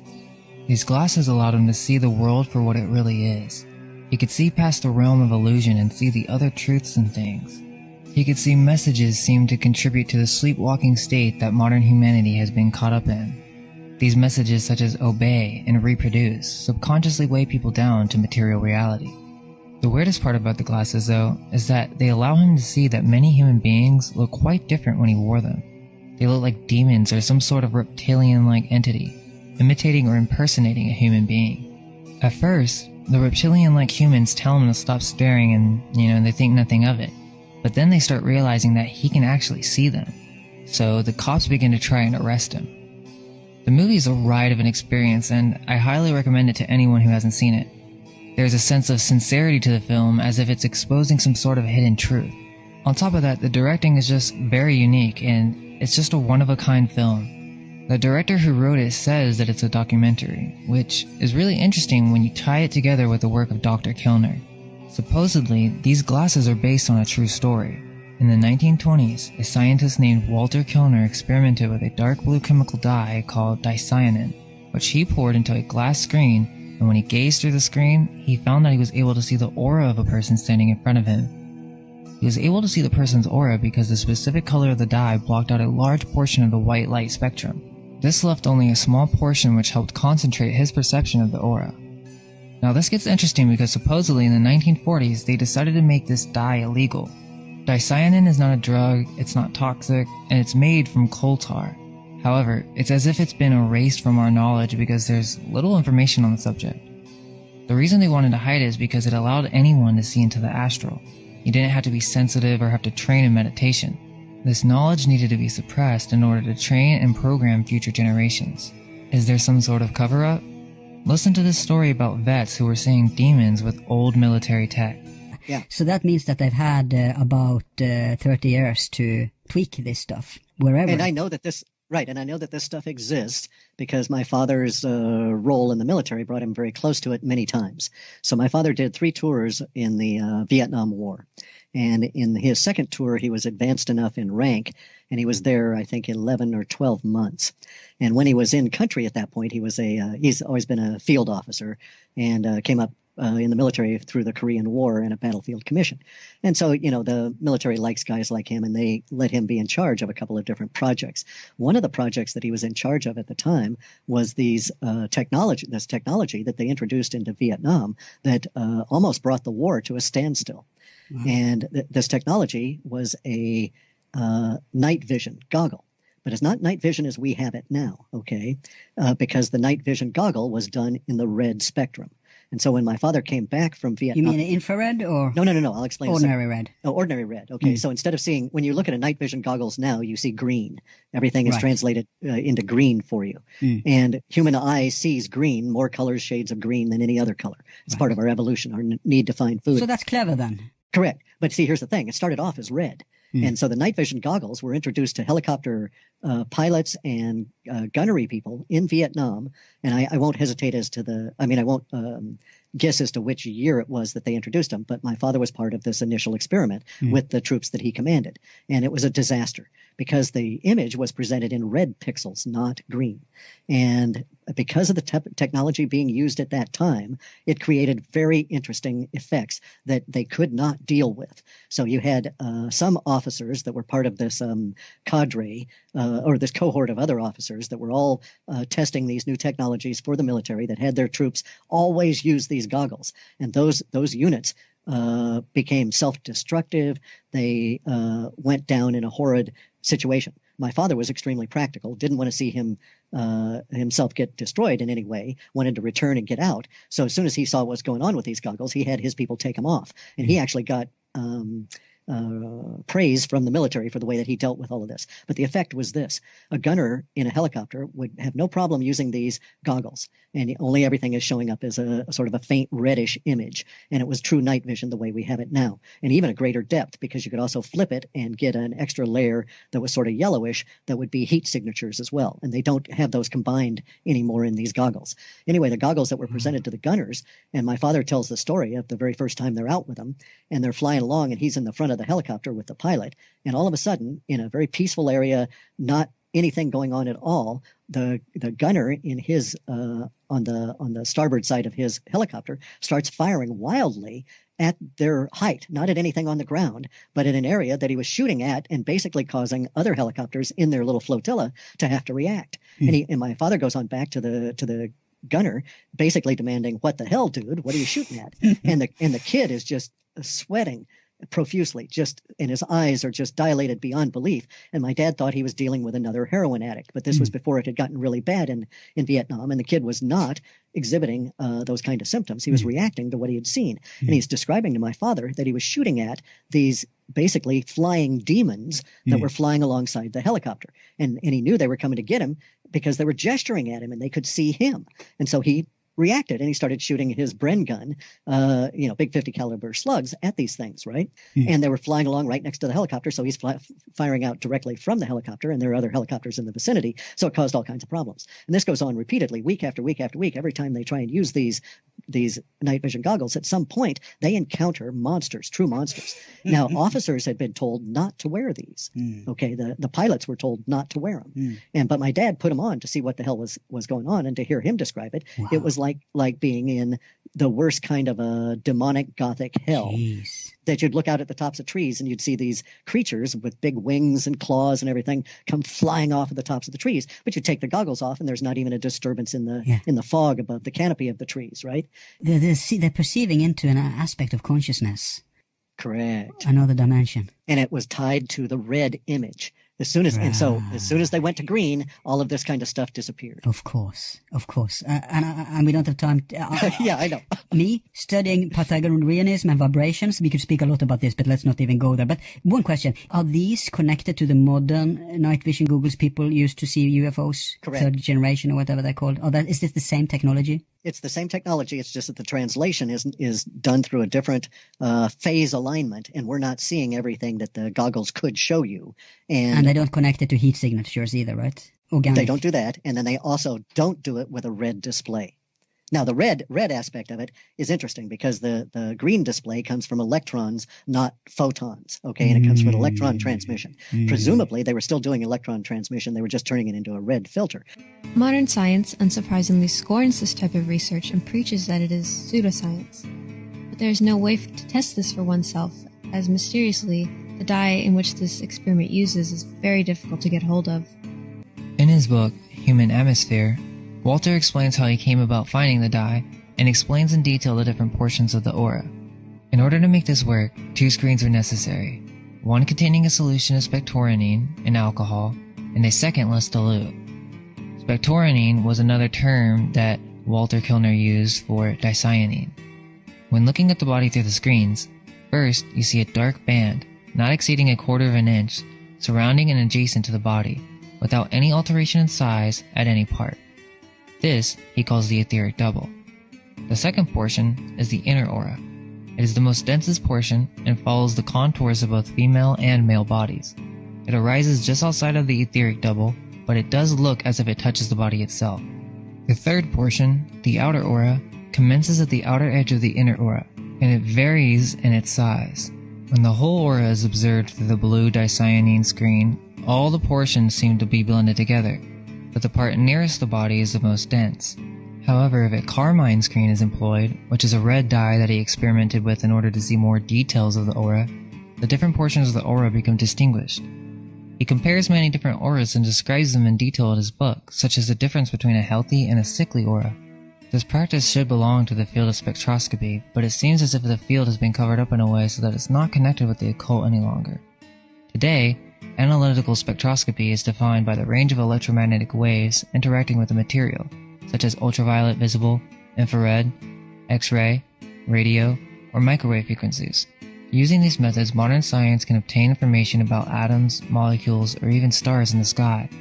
However, it seems all attempts to connect the occult with the subject have been suppressed, such as viewing auras with screens, looking into other worlds, and seeing beings that were not visible before. This goes back to Baron von Reichenbach in the 1800s. He was a German astronomical instrument maker who claimed to see auras around the poles of magnets and around human hands. He is the one who discovered paraffin and other coal tar products in the 1830s. Between 1835 and 1860, he also published a long series of scientific papers on meteorites. His many contributions earned him a well-deserved reputation as a brilliant scientist and industrialist. His colleagues, however, wanted nothing to do with his work on a mysterious force which he named Odd. Reichenbach documented the reports as sensitive seeing emanations from crystals and magnets in total darkness and detecting alternations of electric current. They could also perceive an aura surrounding the human body. This influenced the work of Kilner, but this technology is most likely not new and has been used in ancient times to communicate with other beings and to see into other realms. Magic mirrors, crystal balls, tinted glass windows in churches. These technologies existed in ages past, but they have now been lost in our modern time. And then we have stories such as with H.G. Wells' The Crystal Egg, where a shop owner comes to find a strange crystal egg that serves as a window into the planet Mars. H.G. Wells mixes this occult knowledge with the popular sci-fi culture at the time, but these ideas exist within our subconscious because they come from an ancient time when we were more connected with other realms of existence. There's actually a website online where you can buy them from Russia. They're called prana glasses, but it looks like they use the same method as Kilner. I don't know, there's some weird stuff on this site, but it seems that they might be for training your eyes to see the etheric realm. They say that you can take them off and still see the aura afterwards for a short period of time. Pretty fascinating, huh? I've heard of those before, but it's been a while since I'd seen anything about them. Keep on moving here, guys.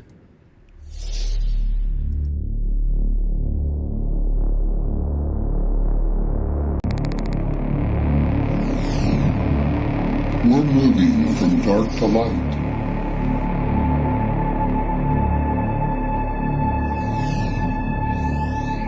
This is the Great Awakening.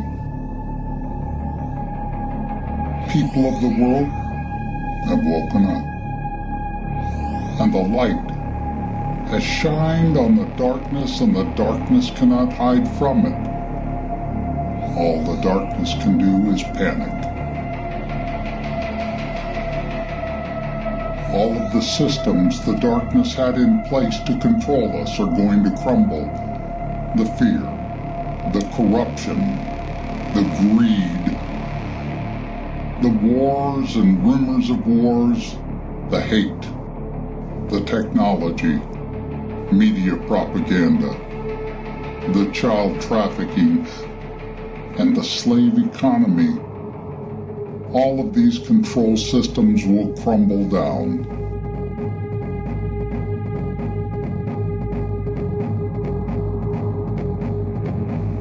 The darkness will collapse in only a few countries at first, but other countries will soon follow. We will unite against the dark.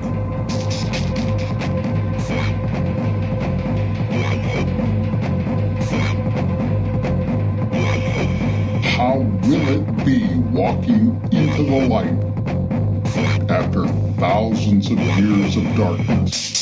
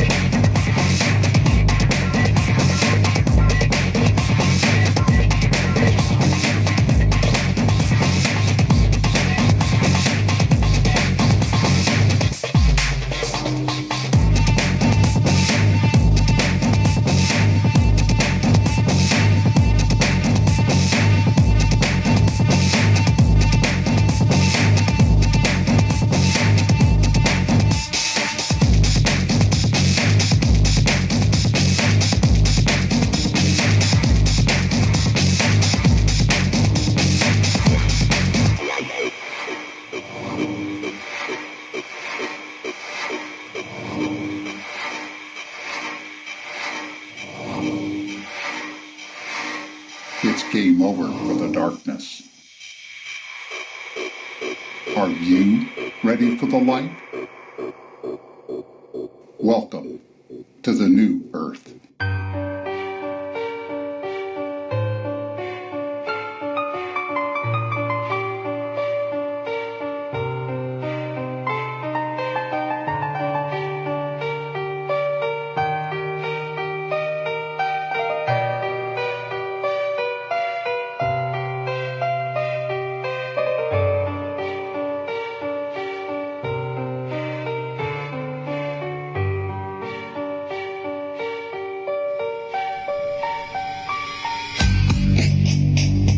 This is going to be the proof for you, okay, to give you the strength to have the courage to trust in the plan for the next 6 months, because you're going to see overwhelming proof across the entire Earth from the summer of 2017 till now. You're going to see this play itself out. So to make it clear again, CNN is now in control by POTUS, Donald J. Trump. And Boris Johnson and the British government is under control of POTUS and the NSA and, you know, the Q plan, the Q group. This is all being run by this group. Every single government on earth, all of them, have capitulated over to Trump. And that's why Trump made from 2017 to early 2019. He hit the ground running. Yes, he did. And he took 6 months to clean the swamp in Washington. And then we're going to start here in a sec. And then he went to Saudi Arabia first because he needed to. There's a reason he went to Saudi Arabia first. And that was the summer of 2017. And that's where this whole story I'm going to tell you today begins. So you're listening and you're just going to walk away from this angry or whatever. But you need to understand, mea culpa. It rests with you. It rests with me. If it wasn't for us being so asleep, none of this would have been allowed to happen. We should have woken up to the milk cartons 30 years ago, 40 years ago, with all of these children going missing. If we live in the most advanced Western world in the history of the world, then what the heck are so many children going missing for, and why are so many kids on milk cartons? Yeah, the excuse of us being asleep just doesn't cut it when you see what's been taking place right under our nose. It just doesn't cut it. So I know some of you are going to be very angry with this. All I can say to you is that we are responsible. All of us are responsible for this. And this is, and you just also need to see this as an opportunity. The next 6 months are an opportunity. It's an opportunity for all of you to become the kind of hero that you've always wanted to be in your eyes. Trust in you. Trust in the plan that there are good people fighting against the sickest, most evil people in the creation of evil. Come on. There are good people out there. You get up and be part of this. They are our tribe. Absolutely. Let's support them. We're the digital warriors. Yeah. And be strong. And be strong for your kids, like so many of you already are. And be that hero. This is your chance. These 6 months is for you to write a new story in your life, and you to become the strong person you've always wanted to be and the hero that you have always deserved to be. Be strong, not weak. Don't sit back and just go, oh, Trump's going to do everything. No. No more with Bojo playing this role. No more with Matt Hancock. Enough of this. It's your country. It's not theirs. Who are you afraid of? The police? Remember, they get paid by you. The Army, they get paid by you. They took oaths to protect you, not their immediate superiors. So be strong. These 6 months are a gift, an opportunity for you. You may not be able to wrap your heads around that, and it is what it is, but it is an opportunity. This is a gift, and we need to take this gift. And who imagined on January 1st of this year that 2020 would roll out the way it has? Nobody had any idea of what was coming, but here we are, almost halfway through it. So I think this is a pretty good point for you to take it away and just say what you wanted to say today. Okay, so let's start first. Everything is about Donald Trump and the abbreviation that you get with Q called D-class or DECLAS. And DECLAS is code or an abbreviation for D-class, and D-class is short for declassify. So the main people behind all of this have been the NSA, because once the military was given access to all of this, cameras everywhere and spying technology everywhere, Access to your cell phones. and access to everything about you. As soon as that information became available, a group of people within the military said, this is our chance. There is a moment in time and we must act upon this, because what they don't seem to get, and by that meaning the minions who are running things for whoever is hidden in the background, what these minions don't seem to get is that they're just as vulnerable as we are. And so what has been going on, my friends, since 9/11? So remember 9/11, how evil that is, and it was evil. You know, the cremation of care, 11, the twin pillars, that's the two temples of your brain, and 9 is God consciousness, and it was the killing of God on September 11th, 2001. That's the symbology of it, and they were laying out for us in plain sight what they were about to do and finish. And the coronavirus, through 5G towers, 5G wireless, that's right, this wireless signal was their coup de grace, was their kill shot. That was going to be the kill shot for us. And everything went wrong when Hillary didn't win that election. And what you all need to wrap your minds around is that they still to this day don't understand how they lost that election in 2016, November 2016 to Donald Trump. They don't know how, because it was rigged. It was rigged in their favor. The machines were rigged in all the key states. And that's why that Trump actually won in a landslide. If the machines, California, was key states, were all rigged for Clinton. That's why as the night went on, she started to catch up a little bit. No, it was a runaway for Trump across the entire land. But they had it rigged for a massive Hillary victory. And if that had happened, we'd already be in these FEMA camps. We'd already be locked in our homes. Those of us that didn't comply to that would be in FEMA camps or in body bags. So this was it. This is the plan. So it all starts with the symbol D-class, declassify. This comes from the NSA. They have been spying on them, and they have it all. Nothing can stop this plan. Nothing can stop what's coming, because they have everything. And Julian Assange has been a big player in doing that. And eventually, when the truth comes out about Julian Assange, you'll go, oh, I should have noticed that. Yeah, I did. Oh, yeah, I should have picked up on that, but I didn't. So you'll see. I don't want to give too much away. But Assange, number one is declassified. Was Assange really under arrest, or was that some kind of ruse? All part of a ruse for the mainstream media to buy into it and to brand him a certain way and stuff. So yeah, he's played a very dangerous role. None of this has been safe and easy for Julian Assange. It hasn't. He's been at risk. He's put himself at risk. But then that whole family has. That whole family has. And there's much more to this family that we're talking about that is yet to come. You don't know all of it yet. You don't know who's coming out next, because there's going to be another person in this family that's going to be able to shine in the coming months, because this is all about technology at the end of the day.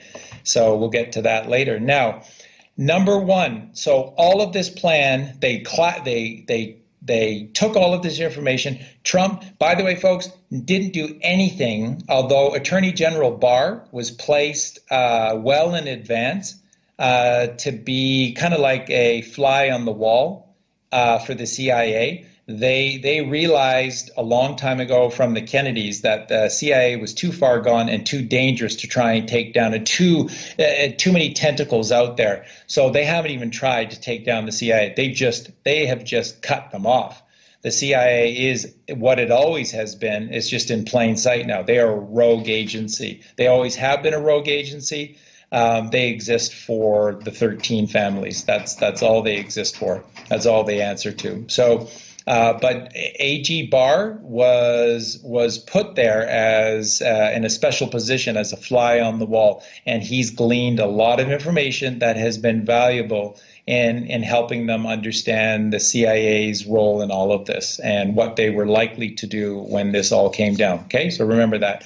So D-class is everything, because the NSA has everything. Okay, so Trump is armed with everything by June of 2017. So this is only 6 months in office and little underneath that. And Trump has, for the most part, cleaned most of the swamp, restructured the DOJ and the FBI, which is most important, and some other key offices closer to home, closer to the president, were all cleaned up, and the proper people that they had waiting in the wings were put there.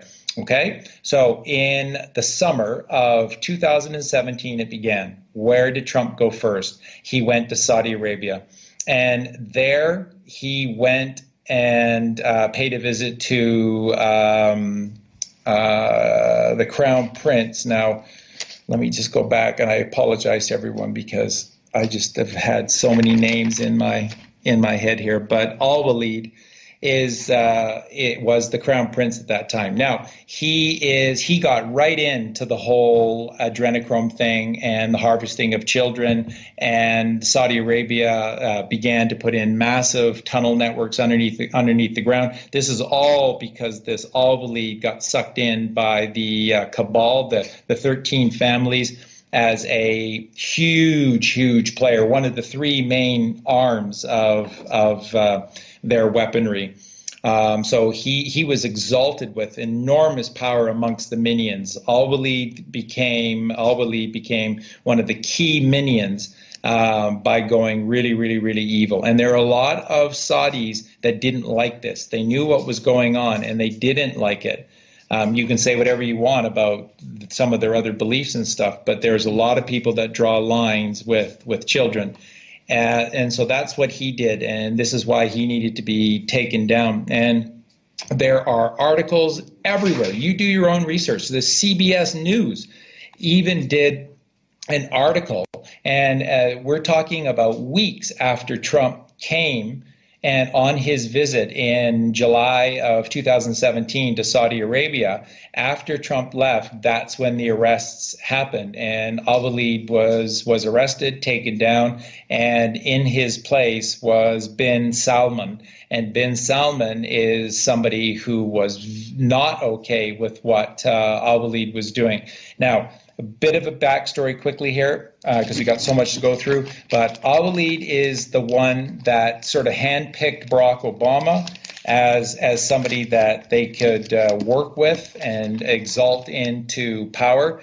And he's the guy that funded. And that's why Obama has this real kind of Muslim background, and sort of the whole Middle Eastern kind of thing with his name and all of it, is because it was this Crown Prince Al-Walid of Saudi Arabia that decided to make Obama the one that they were going to turn into this linchpin of U.S. presidents. And so he funded Obama. And so Obama, if you're not aware of this, as a kid, Obama was passed around as a sex toy at some of these bigger gatherings of powerful men, and so he was sodomized. And so it explains a lot about Barack Obama, but it doesn't excuse him for anything. But just suffice to know that he had a rough upbringing, for sure. And so he was ripe for the picking, and they chose him. And so Al-Walid funded him. And this is the same Saudi Crown Prince that got Saudi Arabia heavily invested into adrenochrome and child trafficking and the setup and the murder of all of these children for adrenochrome. So when Trump arrived in the summer of 2017, he laid out all of the documents. That's what they did to everyone. They had folders, and the folders had all the documents. There were photographs, they came with discs, CDs, and DVDs, and the CDs and DVDs had fantastic production value, and it had all of their footage doing the most horrific things. The NSA has it all on all of these people. And I think probably the big things that scared them the most were these DVD compilations of their greatest hits of evil. And so Trump was there the first day, handed all of this stuff out. Now, this is absolutely the truth. What happened the second day? The second day, the Crown Prince and the King both submitted publicly control over Saudi Arabia to Donald J. Trump. And how do you know this? Because they publicly held the sword dance ritual, which is a very, very big deal to the Muslim culture. And only the king holds the sword. And during this festival, of which we've got the images here, who's holding the sword, who's at the center, who's at the very center at the top of the podium, and who everyone else is around in support of. Donald Trump is holding the sword. He is at the center of the stage. This is Saudi Arabia publicly capitulating. And in one of the photos that we have, it shows the Saudi king, and he looks like he's about to die. He's in so much pain at what's going on here. And that's it. Because it was very fresh for them. They just handed over the keys to Saudi Arabia to Donald J. Trump. And that happened in the summer of 2017. That's step number one. After the declassify of this documentation via the NSA, this was step number one. Saudi was the big player that they needed to get on side. So what is important to note is that where Trump went next, he went with Saudi as part of his team. So you need to understand, it's not just that he didn't go there and take them down and that they're never going to do it. No, they're now working for him. They're earning credits towards their own salvation and their own not being as harshly punished as they could have been, and all the rest of this. We'll see how that all plays out. But they're part of this team. They're part of the Q plan now. You need to wrap your heads around this. And the new Crown Prince that replaced Al-Walid was bin Salman, and bin Salman really stepped up and became a key player and did a lot of things to help Donald Trump, and we're going to get to that. So that was step number one. Step number two, and then the days that followed, Trump left Saudi Arabia and went immediately to Israel. Okay? Do you remember how angry most of you got when you saw those pictures of Donald Trump at the Wailing Wall in Israel, and confirming all of our worst fears that he was a Zionist tool? After the video that I put out yesterday, a few people commented in YouTube that how can you be so naive? Trump is a Zionist tool. Yep. He's in there with the Zionist regime of Israel and all this. That seems to be one of the main bugbears that people have with Trump, and it seems to prevent them from giving him any further credence because they just write him up as a Zionist puppet. Right. And, folks, let me burst your bubbles here a little bit.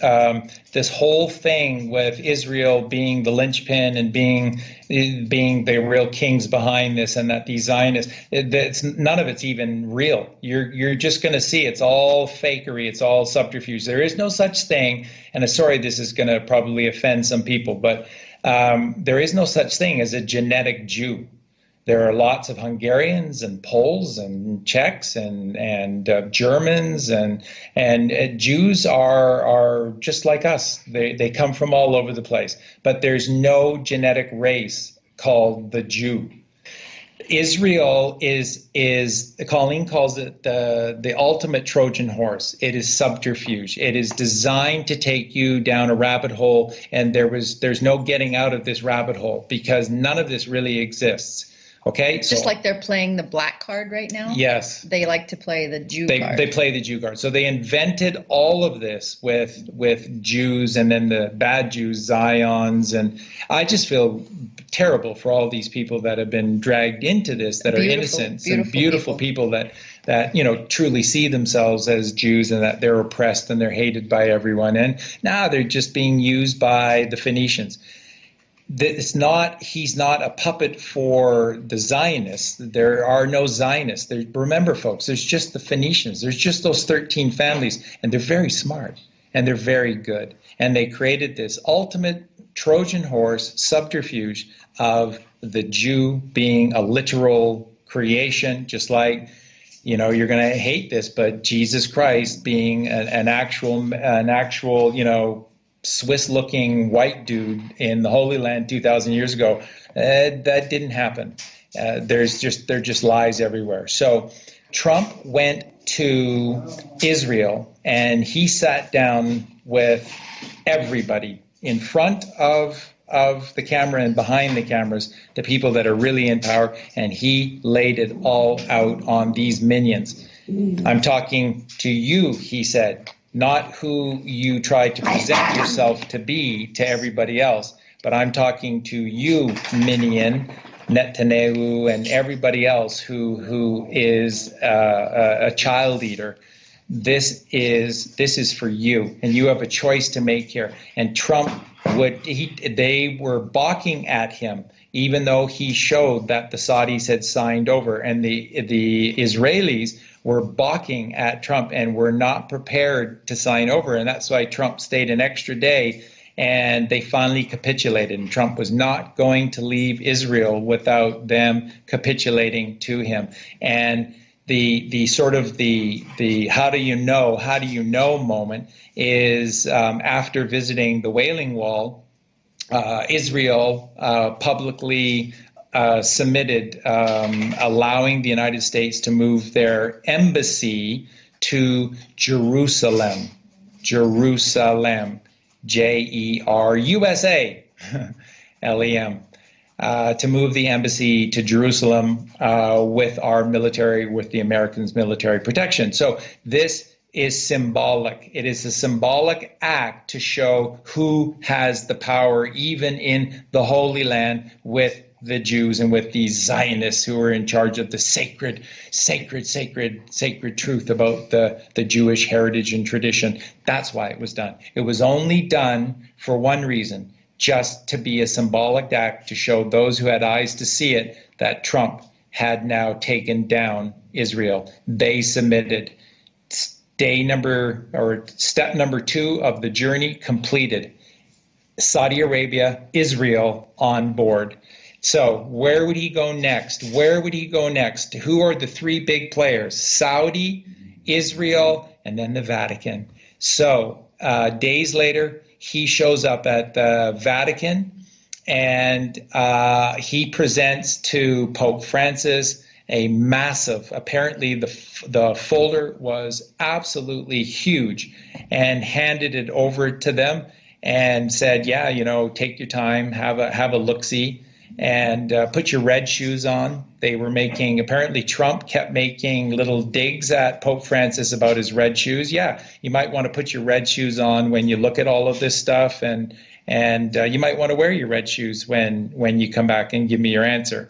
So that's what Trump is saying. I'm not leaving here until you sign some documents for me. And we're going to get to why that was in a sec. But it took the Vatican that night, and the next day they capitulated to Donald Trump. And there is a very famous photo in that summer of 2017 with Trump at Vatican City, right next to Pope Francis. Pope Francis looks like he's been run over by about 60 semi-trucks. Donald Trump has a look on his face that is a mixture of victory, joy, and mischievousness.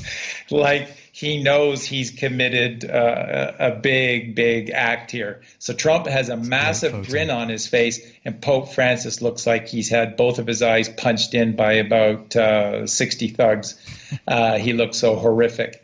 and they symbolically signed off. Now, what did the Vatican have to do to sign off? You see, the Fed is controlled by a certain group within the Catholic Church. Who went forth and spread the teachings of Christianity? The Jesuits, because they're holy men. No. The Jesuits are the real mafia, my friends. Every little group of mafia in every single town around or across this vast earth, every little mafia pays homage to this particular group in the Catholic Church.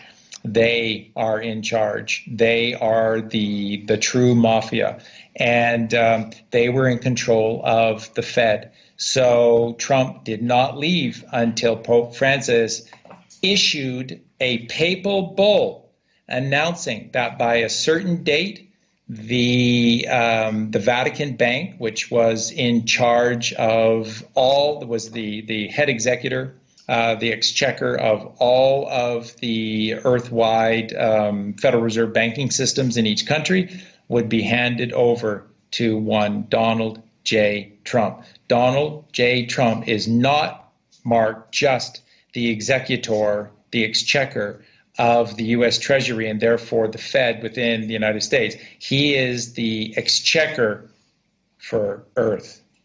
He is the exchequer for the treasuries for every single country on Earth. That's what I told you earlier. No human being in history has ever been more powerful, owned more things, or richer than Donald Trump. Charlie, let me ask you where this leaves the Rothschilds, because this is what we hear about the Rothschild family.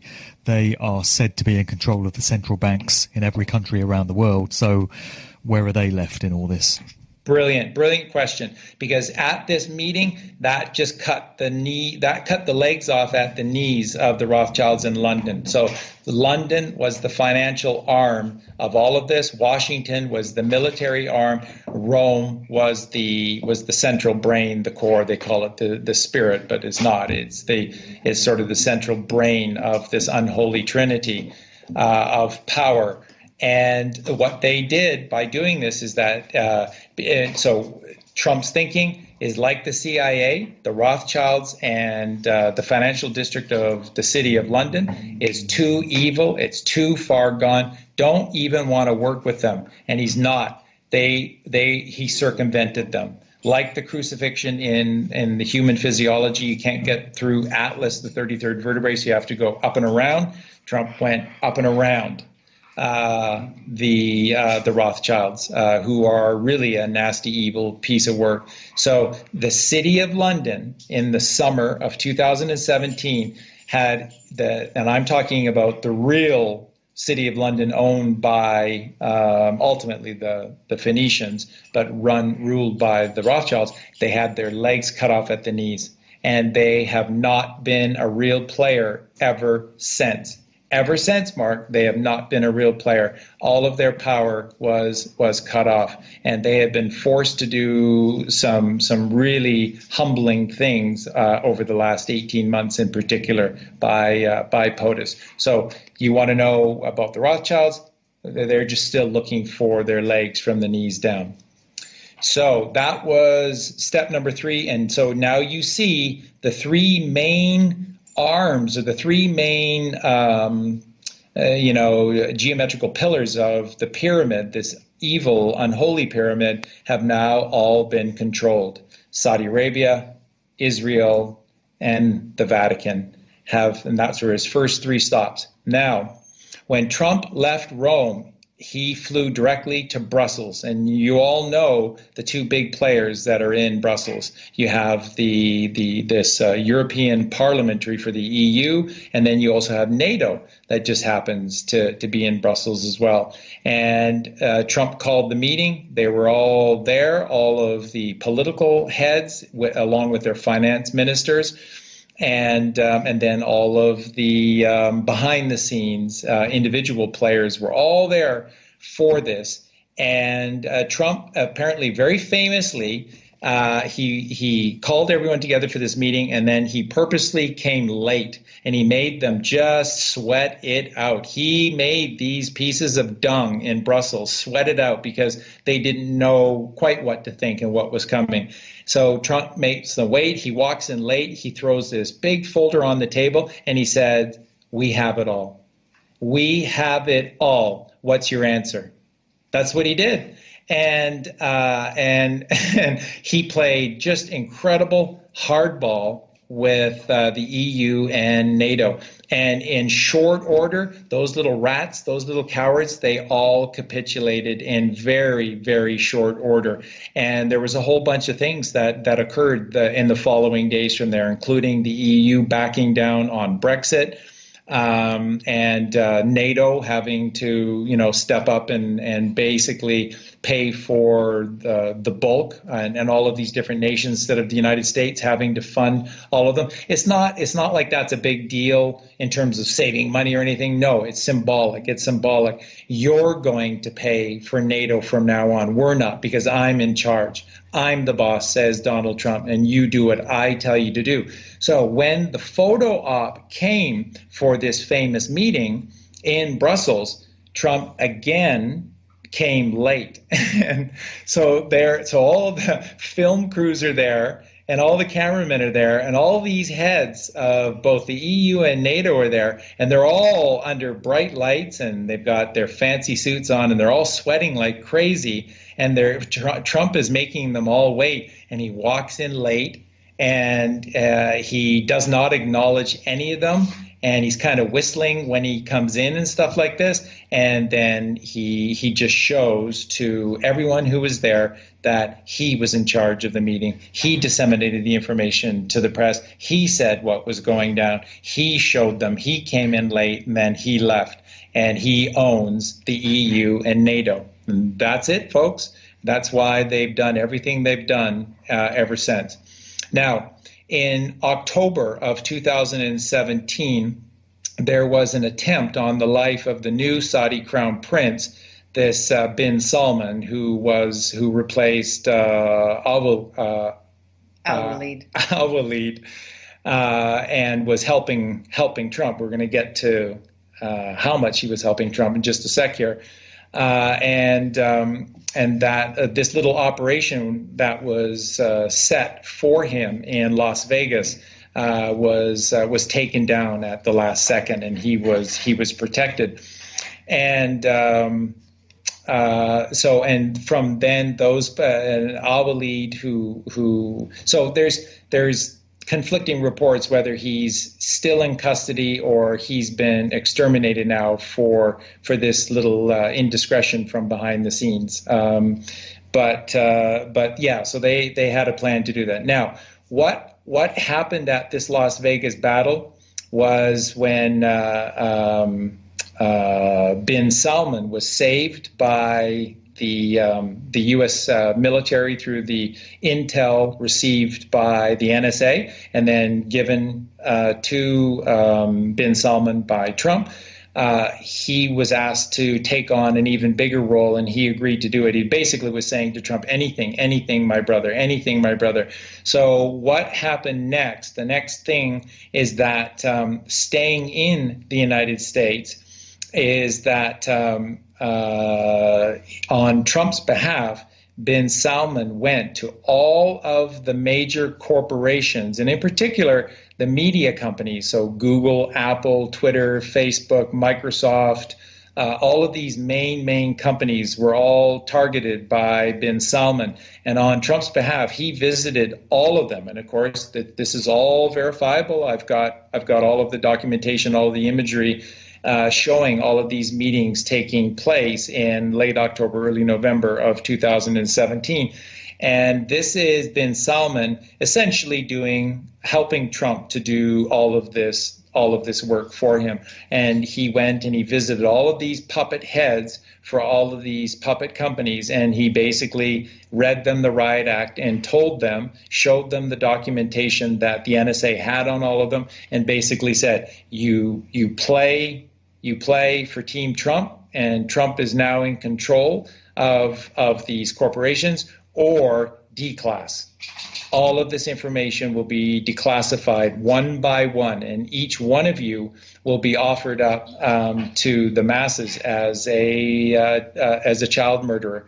So they all capitulated, and there's the money shots of all of these various heads of all of these various companies, including Jack Dorsey for Twitter. So all this stuff that's been going on lately with the censorship of Trump by Twitter, it's all part of the game that needs to be played out for people to get angry and to wake up to what the heck is the evil that's going on, and to say something about it and to do something about it and begin to change their lives. So that's real. All of that is real. And Bin Salman helped Trump do this, and he went to all of those CEO heads of all of those major media companies and social media companies.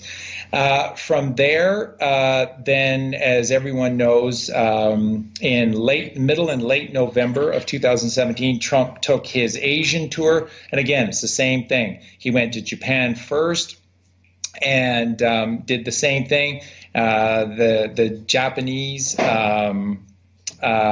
capitulated without much fight at all. And the symbolic gesture was that at this sumo wrestling championship event that was taking place, they had Trump come on stage. And Trump was the one. This is supposed to be left for only, the highest figure of the land to present this trophy to the champion sumo wrestler.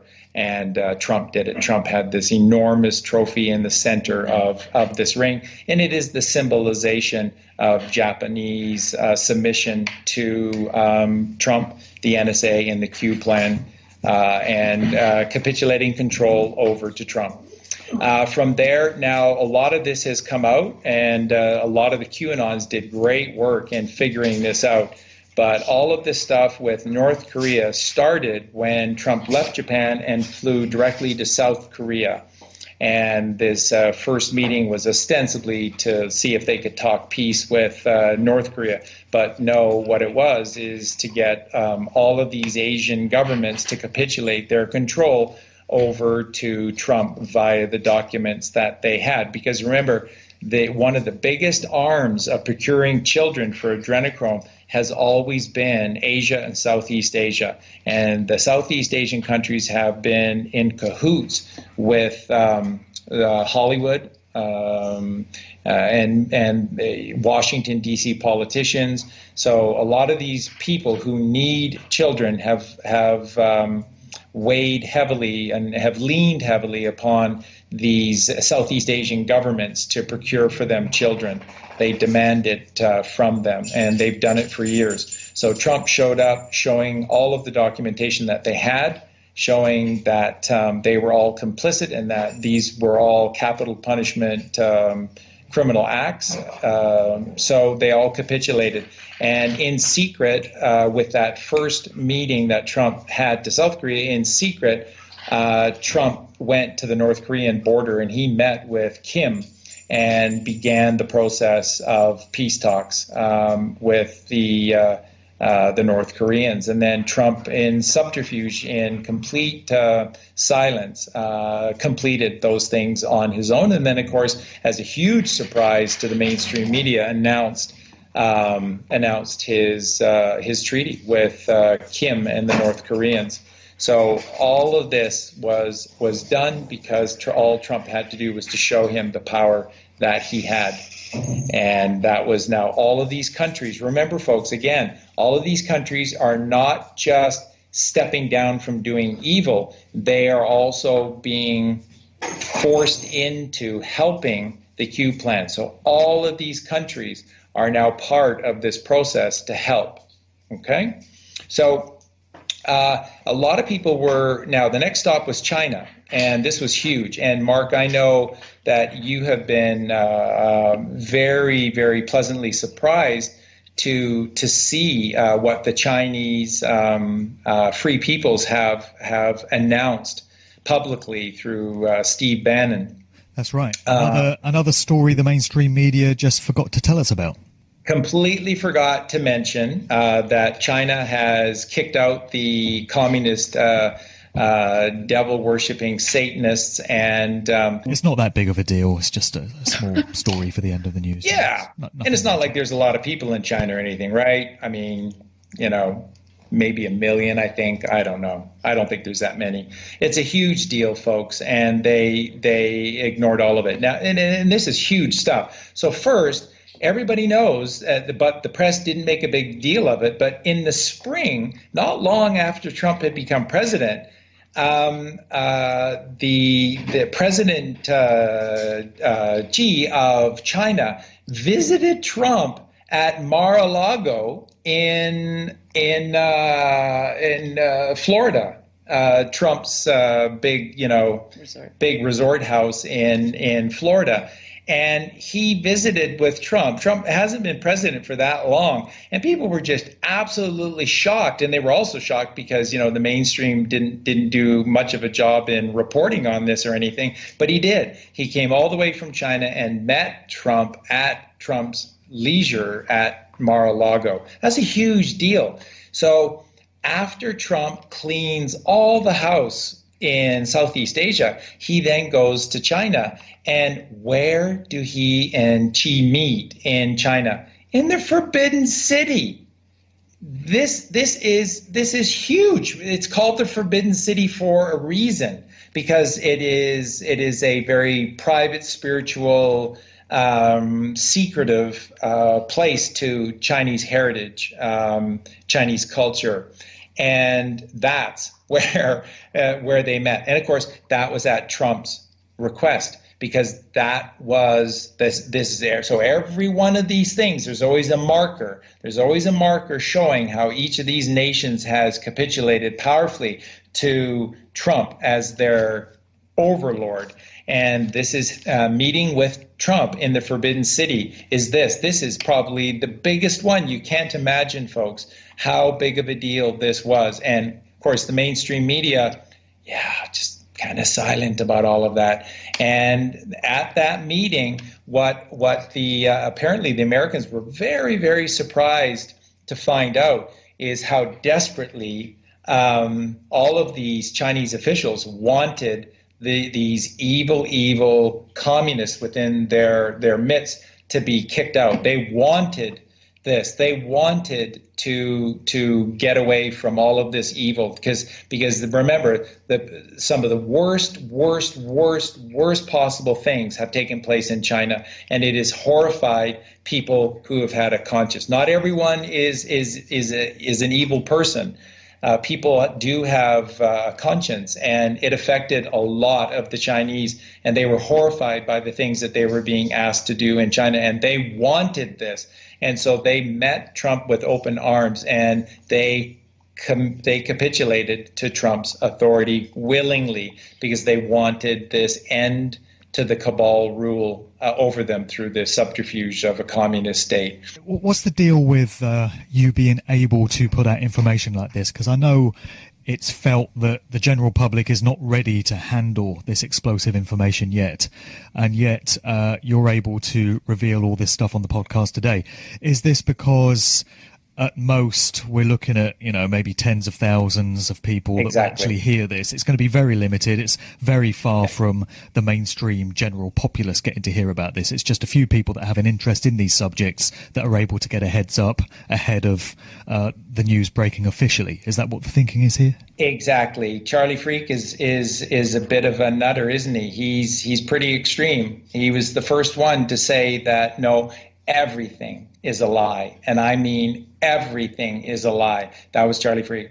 And then going into the religious aspect of things, Jesus is this figure of this Swiss-looking white dude by the name of Jesus Christ is not real.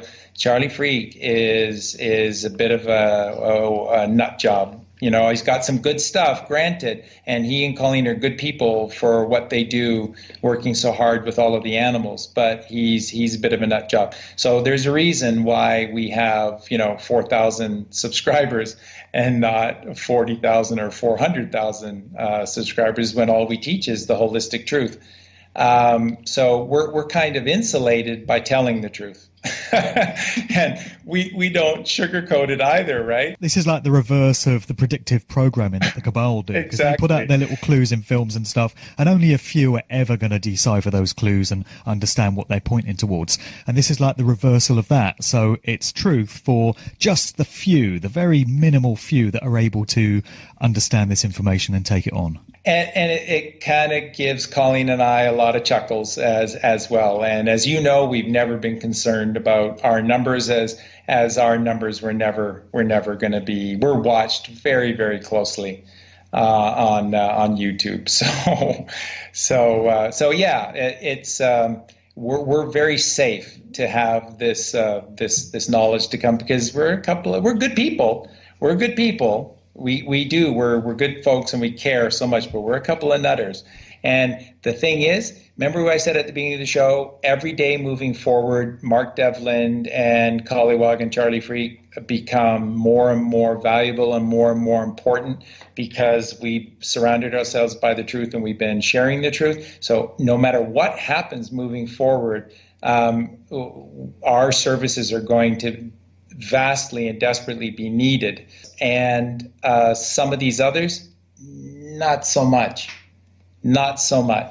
So you find yourself in a situation where there are a lot of people who are rooting for the bad guys here. And that's all I'm going to say. You guys do your own research, come to your own conclusions. It'll all come out in the end, I promise you. But there's a lot going on here, my friends, and it's pretty ugly. That's all I'm going to say about that. So after China, Trump went to Vietnam, and you got it. And at this very public ceremony, Trump was placed slightly ahead and to the right of the Vietnam president, and showed himself to be in charge. And Vietnamese. So what the Vietnamese promised was to stop their participation in procuring children. Well, the human trafficking. Yep. So he didn't leave until they capitulated quickly. Most of these did not put up a fight, folks. Israel put up the biggest fight. Now, this is a big one for me. And boy, you talk about going into the lion's den. The big one after Vietnam and the end of the Asian tour for Trump is in January, I believe it was, very early in 2018. Trump attended a very, very famous meeting because of everyone who was purported to be there at Davos, Switzerland. Do you guys remember this? This is January of 2018. This was quite a big deal. Soros was there as well. He was present at this as well. And at this meeting, you're talking about the biggest international corporations in the world. This is it. These are the key players, and these are the biggest, most evil corporations that are at this meeting at Davos, Switzerland. It was called by Trump. That's not what they said publicly, of course, but it was called by Trump. Trump came in late again. He sat at the very middle of the table, and basically everyone was kind of wrapped around Trump. Because he was the boss of this meeting. And Trump laid out documents and folders. He started with envelopes, very similar to what occurred at the George Bush funeral when he first arrived. And you had a lot of very, very worried people for the meeting the next day because of what was said in these envelopes the day before. And then the next day at this meeting, he provided a whole bunch more information about each one of these evil fucks. And the meeting very, very quickly. Now, this is kind of a scary place. It would be for me anyways, to go to Davos, Switzerland, and all of the caves and tunnels underneath those mountains. And they could have abducted him and said that this was some kind of kidnapping, and they don't know where he is, but they're going to use all of their resources to try to. This is scary, big stuff. You talk about I'm sure cojones. he didn't go here alone. No, I'm sure he didn't either. But still, you talk about cojones. Yeah. I think this was, Mark, I think this was Trump at his most vulnerable was this January 2018 meeting in the Lion's Den at Davos, Switzerland. And Soros crazy was there. for that trip. Yes, Right. yeah. And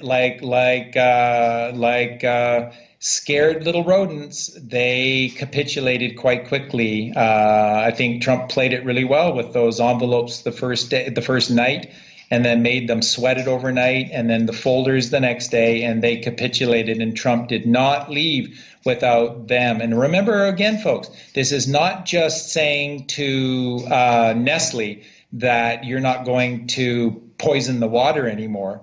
Or steal the water anymore. Yeah, well, yeah.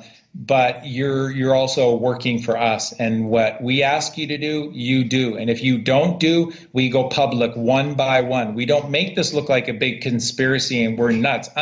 You're a lone nut. You're a kook. You're a sick child abuser, and we're going to pick on you individually. That's what Trump said to each of them. We're not going to make this a conspiracy that'll help you. We're going to single you out and eat you alive. So they all capitulated at this meeting, and this is a huge one because these are the biggest companies. HSBC was there. This is evil. This is the faces of evil were at this meeting, and George Soros was at this meeting. Mm-hmm. There has been a notable absence of ISIS terror attacks in recent years. I know there was a huge spate of them. I'm trying to remember the years. Maybe it was around 2016, 2017. But then I don't think we've heard from ISIS for a good couple of years or more. I wonder if that's a coincidence. John McCain. Now let's do the John McCain math here. When was John McCain alive? When was John McCain spending a lot of time in the Middle East? And then when did John McCain get taken out and have a dishonorable discharge and a dishonorable funeral where the flag on his coffin was askewed, pointing out that he was dishonorably discharged from the military before he was shot in the back of the head. So yeah, let's do the John McCain mathematics here, okay? And then you add that up, and I think you can come to an answer. You can figure out when ISIS just seemed to go away. John McCain had to nurse those idiots into doing the things that they did. ISIS was his charge, and that's why you have so many shots of McCain over in the Middle East, hanging out with all four of the main ISIS evil heads. You're never going to find all of them. And no, he just happened to be having lunch with all four of them. Yeah, they're just his little buddies. So I think they've all got coronavirus now, which is why we don't hear from them. That's exactly right. So, these people, sickening. So then Trump went to India, and the Modi, who was the Indian leader, very publicly. And by the way, this is really a good one, because I'm not sure necessarily why it worked this way. Maybe it was Trump's idea. I don't know. But from Modi, the Indian leader, onwards, you see all of these international presidents and prime ministers all coming to these public meetings now with their arms wrapped about and their hands all wrapped about, like they're symbolizing that their hands are in cuffs. That their hands are tied. Their hands are literally tied. So the first one to do this was Modi. And at this, and it was such a weird thing. People were kind of looking at him and going, "This is kind of odd. Like, why does he keep doing this?" And he was trying to draw attention to the fact that he was clasping his wrists because he had cuffs on them. So don't blame me. Don't get angry at me. I'm sorry, my hands are tied, is what he was saying. So he took India and made India work for him.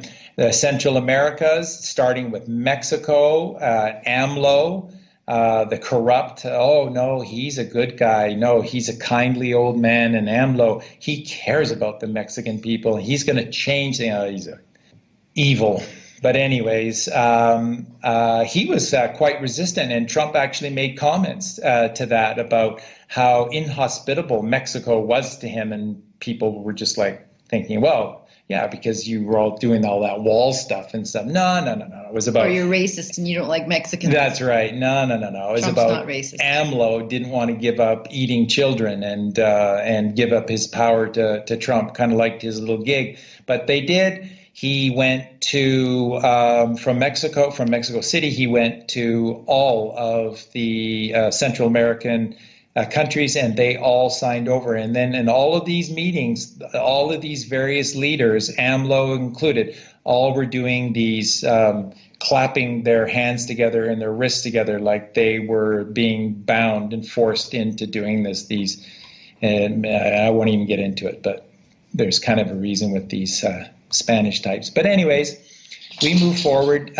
We get to Brazil, and the new Brazilian president, I guess he's a president in Brazil. He thinks he's got the best job in the world because he's far away from all the bright lights of the mainstream news, and he can just rape and go to the bank in Brazil. No, Trump pays him a visit and tells him he's working for Trump or else. And so they have this very public meeting where, once again, Bolsonaro, he clamped his hands together and his wrists together, showing that he was forced into doing this, and he submitted over to Trump as well. And then after Trump leaves, guess what? One of the first acts that Bolsonaro did as the president, this is very key everywhere, by the way, folks, is all of these then key arrests after Trump left these countries of key pedophilia cover companies and individuals. And so Oprah's best friend in the world, that beautiful spiritual man, John of God, who is running one of the largest child trafficking and adrenochrome production facilities in the world, just an absolute monster, Oprah's best pal. He was arrested shortly after Trump left by Bolsonaro, the president of Brazil. And they took dear, sweet man of God, literal Christian, Jesus, who maybe looked more Latin than Swiss. But anyways, and he was arrested, and the rest is history there. So then he went to Argentina, and Argentina has long been kind of a safe haven because it's as far as people can get away. Obama, the Obamas, Mike and his little bitch Barack, they used to go there quite a bit because they were planning their safe escape, their retreat. If certain things should come out. They spent a lot of time in Argentina as well, as did a lot of people. It was kind of like their hideaway place. Trump went there, and this Argentinian president, who is such a corrupt person, is just brutal. Trump was so disrespectful to this guy. Well, they had the G7 in Argentina. Right? Yeah, that's right. They had I think that's right. So therefore that meant they had to have the global banksters there as well and stuff. So there's actually quite a lot of people that were there as well. And but Trump's behavior to this Argentine president was just brutal. Just treating him like the scum of the earth that he is, and of course he capitulated. And the mainstream press always presents this as Trump just not observing protocol, and he's just this oaf, exactly, and he's uncouth and all this. Yeah. Just a buffoon. That's right. Well, the big thing with this Argentinian president is that Trump just up and walked off the stage after, I guess Trump had spent, I guess he felt long enough. I was at 5 or 10 minutes for a couple of questions and some photo op, and he just up and left and didn't say a word to anyone, including that Argentine president. And again, it's a power move, and basically just saying, you're scum of the earth. We know who you are. You're scum of the earth. Just obey what we tell you or else.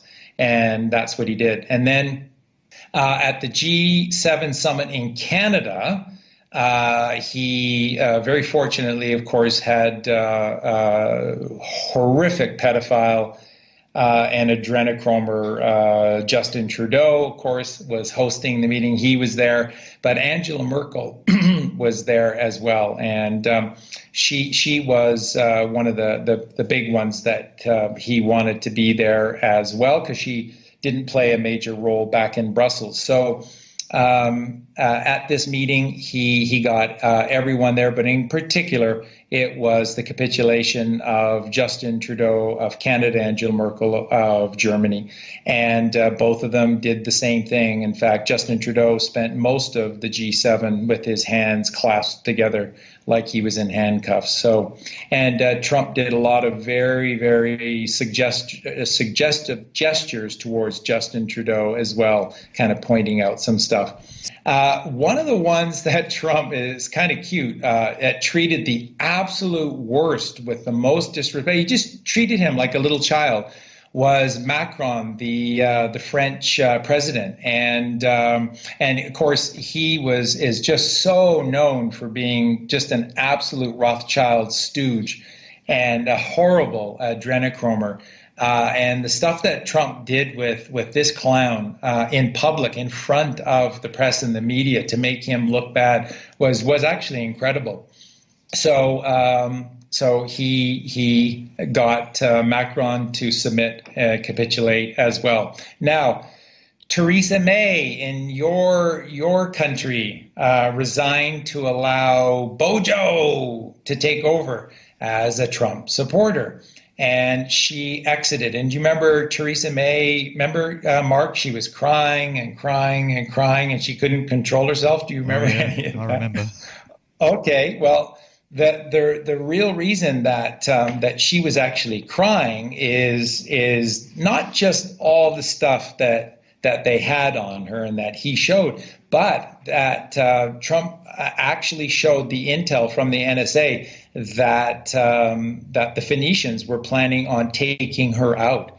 She was actually set for an assassination, and Trump apparently showed her all the intel, all the detailing on where and when she was going to be hit and how. And I guess it just... So he basically saved her life. He did save her life. What would have been the objective of taking her out then?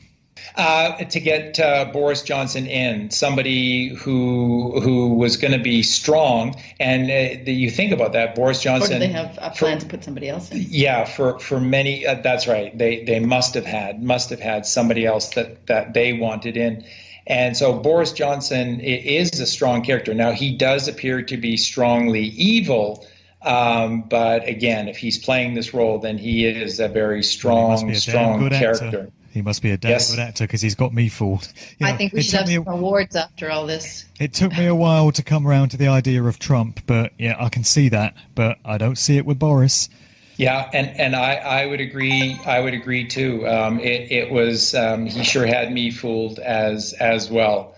Yeah, I really thought that he was just another one of these. But I guess the real trigger was that speech at the UN. Half the speech was sort of good old Boris and, vaccinations. But the first half of that speech at the UN that he did, now that was beginning of April, end of March. That speech that he did at the UN in New York, when at the UN there was almost no one in attendance because they had all fled, because they're all looked like he was by himself. They're all child traffickers. They had all fled into hiding. But that first half of that speech is Boris Johnson kind of telling you that there's a control mechanism in place and that an evil cabal is ruling things. But you know what? Get your shots. He finished his speech with, that the COVID is real and that these vaccinations are very good for you and important. So yeah, well, that's why people have a hard time accepting that he's on the side of the people with all the stuff that he's put out there. Yes, and I don't think anyone should after hearing this, I don't think anyone should turn and make Boris Johnson a good friend of theirs or anything like that. No, remove this fake, illegal, evil government from power. Don't wait for the November 2020 election to do it. You make your own change. This is your country. And I think Boris Johnson should be taken down. He's just has been a horrific prime minister, surrounded by horrific people. But so yeah, I just wanted to give you that stuff on Theresa May and her just crying like a baby as she stepped down and stepped away from it all. They didn't even like her in the end. They didn't like her. Nobody likes me, says Theresa. We didn't like her either. Yep, that's right. And then, of course, very famously, his little trip to Buckingham Palace and the royals. And there's a lot of conjecture if that was even the real Queen who was there that day, because she most famously has, I think, the most body doubles in place. But his behavior, Trump's behavior that day was just incredible. He just walked all over the place wherever he went. And that Camilla Parker, she really hated it. There are lots of photos of her just incensed by Trump's apparent lack of protocol, right? And Trump was just walking all over the place. And one of the great shots that exist is that Trump walked right up to Prince Charles, which I think is a good indicator that wasn't Charles who was there, because that's, I think, what Trump is pointing out. Trump stepped ahead of Prince Charles and started to walk away at a pace that Charles couldn't keep up. And he walked right over to Charles' private guard and just began shooting the breeze with them and having a good conversation. You can imagine the kind of questions or the kind of statements he was making to these guys that had to observe what the royals were up to, hey? So yeah, and then the coup de grace shot was that Trump managed to get himself and have a photo op in Winston Churchill's very famous leather-bound chair, and Trump has the shot where he kind of famously replicates a famous image of Winston Churchill, just sort of exerting. He's looking like a boss. Yep, looking like the boss. Exactly, looking like he did on The Apprentice as the boss, and firing people left, right, and center. You're fired. And I think that's the significance of that shot. And again, when we do the video package for this, which eventually, of course, if you want to put that version on your site too, you'll be able to do that as well. That'll be awesome. So, and then from there, he went to Russia, and boy, was this ever a big one. Hey, if everyone remembers that, actually, no, he met Putin in Norway. That's right. They actually did it in Norway.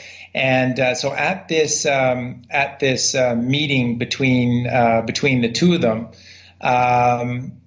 they're both at the podium, and Putin has a soccer ball. Which has connotations, though, that isn't so funny. I mean, we talked about this earlier. Exactly. Mark, about the adrenochrome. It's horrific, I know, but I mean, it's just you couldn't put it more in plain sight. So at this very public, this is in front of all the press, snapping their pictures, taking their video, and there is Vladimir Putin, and he hands over to Donald Trump a soccer ball, and he famously says, "The ball is in your court now, Mr. President." So does everyone get that? Putin hands Trump at this public conference a soccer ball and says, "The ball is now in your court." So what Putin is saying, we're on your team. Please don't have us killed. We're on your team. And so the ball is in your court, but we just want you to know we work for you now. And of course, I'm sure that'll all come out, whether all of these people and who in all of the political realm, who has been working because they had to and who's been working because they wanted to. That's right. So yeah. Well, it's not a bad first 3.5 years of work, really, is it? It's a pretty good track record. Just incredible. And that, the soccer ball from Putin, I think for all of you who have been rolling your eyes at this adrenochrome stuff, shame on you. Because but we understand why you'd want to not believe it. I guess it's just that it is the children. You need to take this seriously. Yep. You need to take this. If you do a modicum of research, like Mark said, it just, even away from all of the Trump stuff, the adrenochrome stuff just sticks out like a sore thumb. I mean, that's just the source of Hollywood movie after Hollywood movie. So now, what is going to be the mechanism for eventually communicating all of this to the general public, to the masses? It's presumably going to involve some kind of emergency takeover of the broadcast networks in all these countries. That's the only way it's going to get out to everyone. That's exactly right, Mark. That's exactly right. And what's going to happen is that the only thing that will be available via multiple sources of signals, but it'll be the one channel. It'll be the one thing, and that will be from Gitmo, Guantanamo Bay, and that's going to be the military tribunals where all of these people who are left are going to be accused. And that's the big thing. I think how this all plays out, because the evidence is there's no real defense. They've all tried to make their defenses now by capitulating. So, like, again, Kevin Spacey, Jeffrey Epstein, the Bush family, when everyone was at the funeral service for Poppy, good old Timberwolf, when they were all served those letters, they all just panicked, and in fact they requested meetings with Trump after that. And everyone remembers that, right? When did Trump arrive at good old Timberwolf's funeral? Did he arrive early or did he arrive late? He arrived late, did Trump, and he interrupted the service, and he was in the front sitting Herbert Walker Bush, Timberwolf, Pappy. And they all looked rather ashen-faced after they got their envelopes, didn't they? That's right. And let me throw you the punchline. They made overtures to Trump. So just to let you know. And then Trump had them, and he's had various famous people deliver pizzas to various groups in public. And do you folks see any significance in doing this? Why would Trump have Kevin Spacey deliver pizzas in public? Why would they have? Why would Donald Trump have George W. Bush serve pizza to his Secret Service detail and make sure that this was a photo opportunity and have photos taken of it? So submission. It's submission, but it's also symbolism will be their downfall.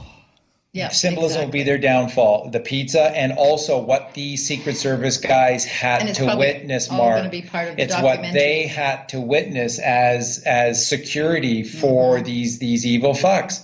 So it's these poor people that you see. Remember how I said to you folks at the beginning of this, how there are millions of victims of World War III? It's just different.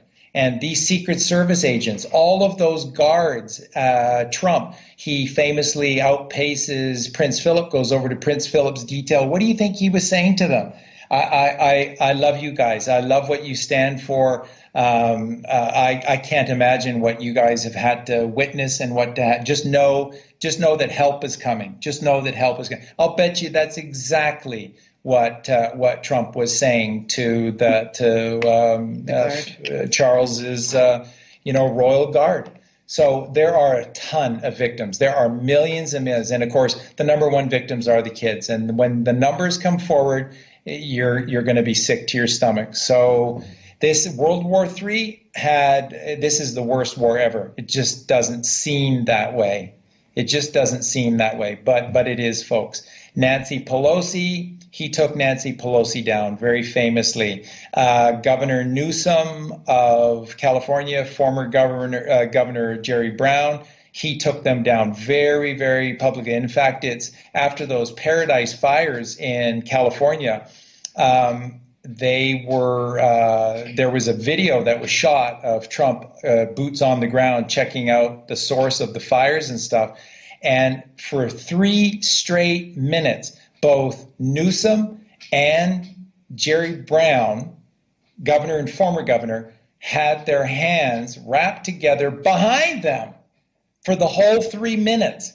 The whole 3 minutes they were told to have their hands look like they were handcuffed and behind their backs for the whole 3 minutes as they're walking in and amongst all of the wreckage and flotsam and jetsam of the insanity of those Paradise fires. And they're walking about with their hands cuffed behind them, without cuffs on, for 3 minutes. And then the picture that I posted on our page the other day, I think going back to the end of March or the beginning of April, Trump forced New York Governor Cuomo to show up to his press conference with his nipple piercings in, and they were showing underneath his white shirt. And I posted the picture. You can see them plain as day, and not a single person in the press noticed it, or if they did, not a single person in the mainstream media said anything. And in one shot, Cuomo was forced to pull back his jacket and unveil, for some bizarre reason, the whole front of his chest, and still nobody got it, or nobody asked him a question about, hey, Governor, why are you wearing nipple piercings? And they appear to be huge nipple piercings. And just so you know, folks, it would be the bar. It's the bar. And so just so you know, folks, the backstory to this is that the footage that Trump had on Cuomo at a spirit cooking events, and Abramovich was there.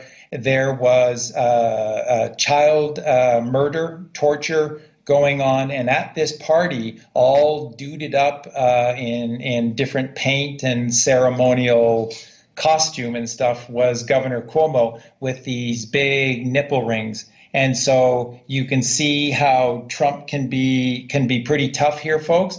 He said, yeah, and what I'd like to see you is show up at your next press conference with, you're pretty proud of those nipple rings when you're killing kids. How about you wear those nipple rings to your next presser? And he did what he was told. Wow. He did what he was told, and you can see it.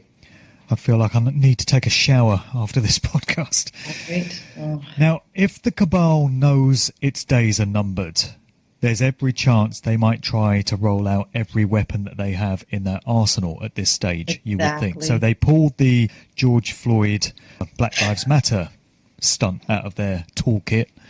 Presumably we can expect more along these lines, or would you say that they've been so neutered by now and they've been rendered so impotent because so many of the ringmasters have been put out of action that they don't really have that many tricks left up their sleeve? All they've got is the mainstream media and all the propaganda and fear that they can spread through that. Yes.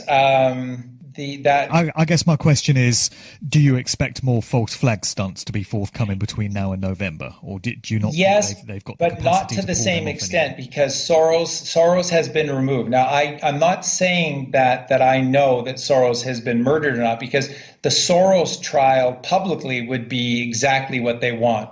Just like Oprah. People are calling for, well, if they kill Tom Hanks, please kill Oprah. No, they don't want to do these things. They want these people to have their first of 2 judgment days. There's going to be the big judgment day, the only one that really matters. But there is also going to be a judgment day here on Earth where we all get to tune in if we want. And they want this for Soros. So it's my belief that Soros has been removed, but I think he's still alive. They want these key people for these trials. They really do. The ones that they have killed, they have had to do so. And remember, I'm going to just make this very clear. It's when one child's life is at risk, they've made the decision to execute. So the ones that have been executed are the ones that have posed the greatest threats to children.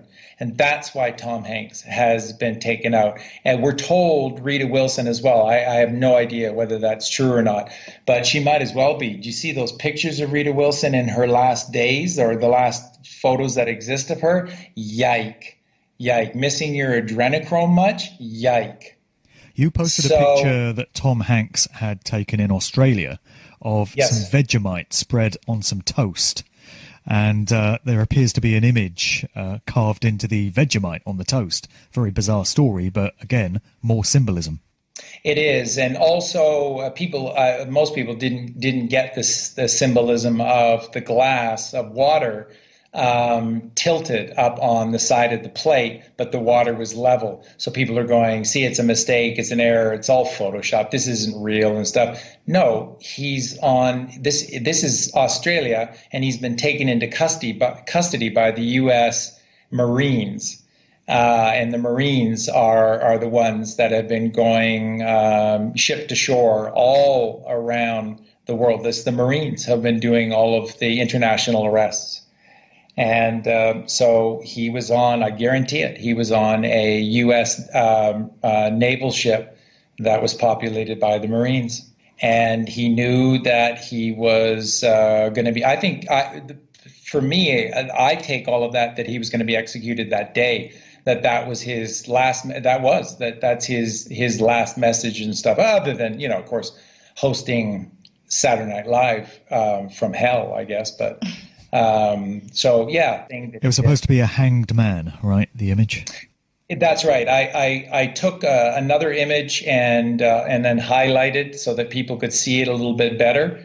Kind of outlined it and highlighted the hangman image. Also, by the way, folks, you can see it with the toast. Not many people have got that itself. But again, to hang a person, you have to have a column that is very sturdy. But then the person that's hanging has to be away from that post, or they can wrap their legs around it to try to suspend themselves. So they go out and to the right, correct? That's what the hangman's pole looks like.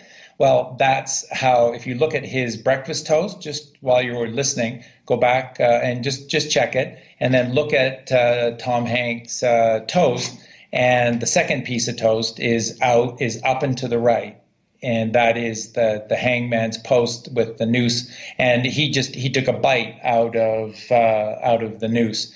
And a lot of people have not got in that little post is what I put up at the top there, and that little saying that's from Tom Hanks, and that's what Tom Hanks said as his sort of farewell words to this world, which is that I smoke up good shit every single day, and the stuff that I smoke is so strong that'll make your little dick fall off. Who's he talking about? What's he talking about? He's talking about little boys, little kids. And then he says, and I make no apologies. He said, I'm going to go out on fire as I lived my life on fire. I lived it my way. That's Tom Hanks being a devil to the absolute end. So if you're wondering why he was taken out, because they could not guarantee the safety of children with that man alive. So how sick and evil is Tom Hanks? Wow. Just telling you, folks, and it's all going to come out. It's all going to come out, the stuff and what he was really doing and what he was really behind. Tom Hanks was behind a massive, massive organization. And how does that psychologically affect you? Like, it affects me because I liked Tom Hanks as an actor, and I used to think that he was, a fairly decent person. And just knowing that I even liked someone like that, and the thought of the things that he's done, it just makes me feel, like you said, you want to take a shower, you feel so dirty. That's how I feel. A very important question that I've got, which people have asked me to put to you, actually, is the takedown of the deep state criminals and all these paedophiles and stuff is something that would be welcomed by anyone in their right mind. Everyone would want that. But what about what lies beyond all this? And what would the world look like once this system has been dismantled under Donald Trump? So when he enters his second term, how can we be sure it wouldn't just be another expression of a kind of new world order, one world government just under Trump in his vision? And also, what would happen at the end of Trump's second term. So presumably he's going to get re-elected in November. That will take him through to, 2024 then, by which point he'll be 78 years of age. Imagine that. What happens then? Any insights into that? For sure, but again, people are just going to believe anyone who's asking that question in relation to all that the man has done. Clearly, it's mind blowing to me. But anyways, Trump is going to walk away from all of this. He's not going to continue on with this much longer. This has taken an incredible toll on him. He's done it at his age because Trump is a very remarkable individual. He really is, and he has a strong will of life. There's a lot of things about Donald Trump that people don't know, and about his maturity and wisdom, and about the spiritual side of Donald Trump as well. And I also really want to point out to everyone here's the thing. If you really understood, if you understood your numerology and symbology, you'd absolutely know that. So the biggest reason how we know and are absolutely sure about so many things is because of all of the numerology and symbology that has always been used by the Q team, by Q John F. Kennedy Jr., by Donald J. Trump. The symbology there's never been a mistake. There's never been a situation where they've used the wrong symbology. It's always beautiful. Trump is trying to, and the Q movement are trying to really create leaders. We are to all become leaders. And that's why they will give it back to the people. But before that, we need to find out who we really are and what's really been going on.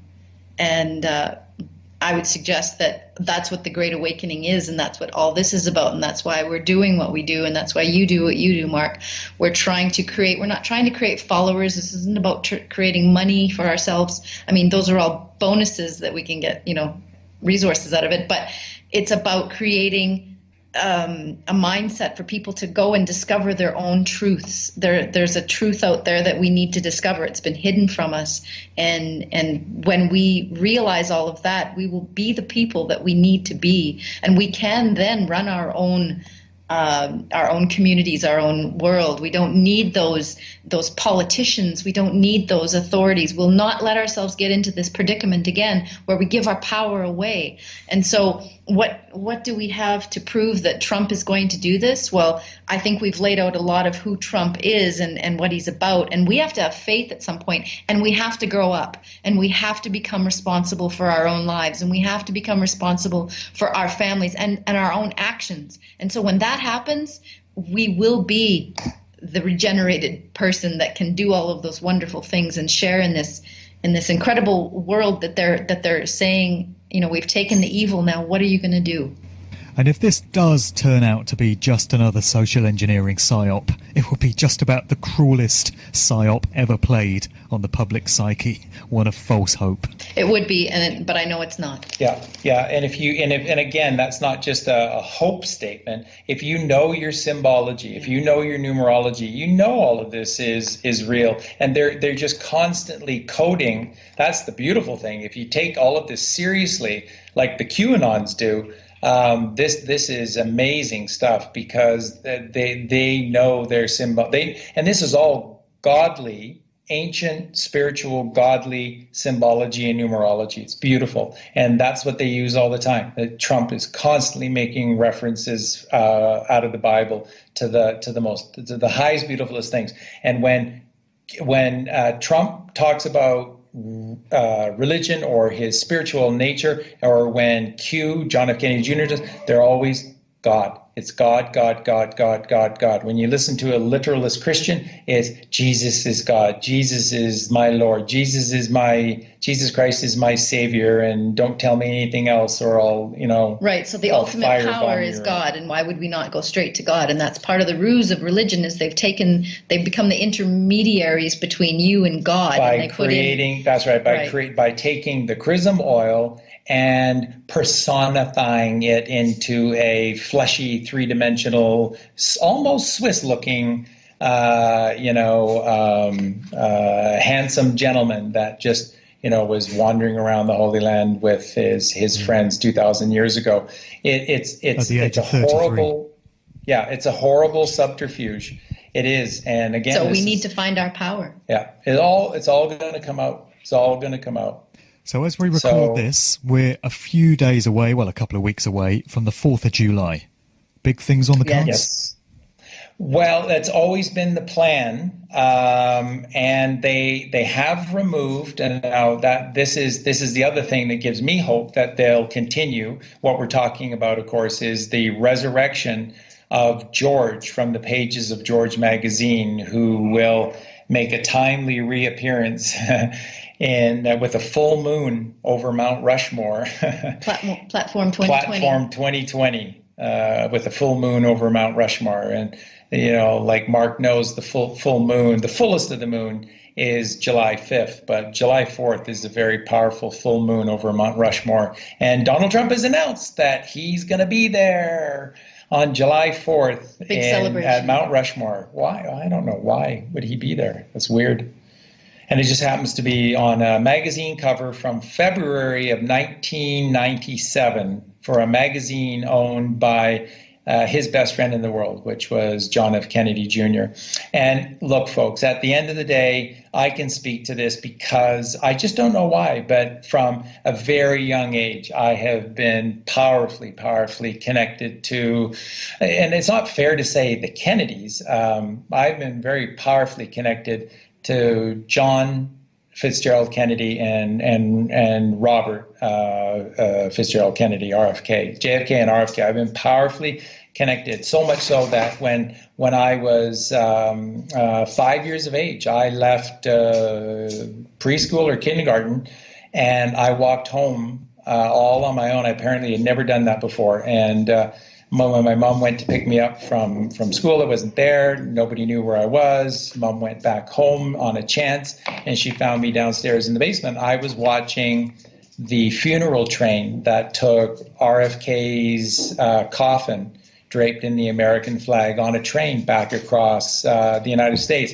And I just don't know why, but I have been drawn to this, and I have researched it and cared about it desperately my whole life. And when JFK Jr. was killed in '99, it was a pretty heavy blow to me personally. It just felt like one of the biggest aspects or parts of hope in my life was now gone. And I was actually very, very angry for a while because of the carelessness, because he had to have known. So it's like full circle. This is like completion. This is like the number 12. It is for me. And so when you hear these stories from behind the scenes that Donald Trump is doing this to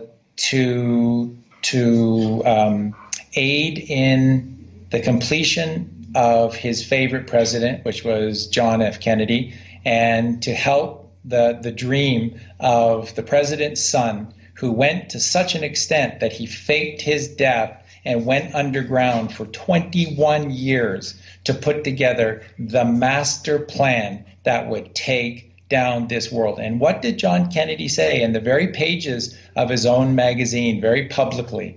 He said that I will find the killers, if you remember, folks. He said plural, killers of my father, and he said I will evoke justice upon them. Even if I have to take down the government. Yeah, take down the government to do so. And then he disappeared, or he was murdered. You believe what you want to believe. I know what I know. And there's a beautifulness to this. And the people that don't get this, Mark, have anger in their lives. The people that get this have love in their hearts. And that's about as blunt as I can be or will choose to be right now on this situation.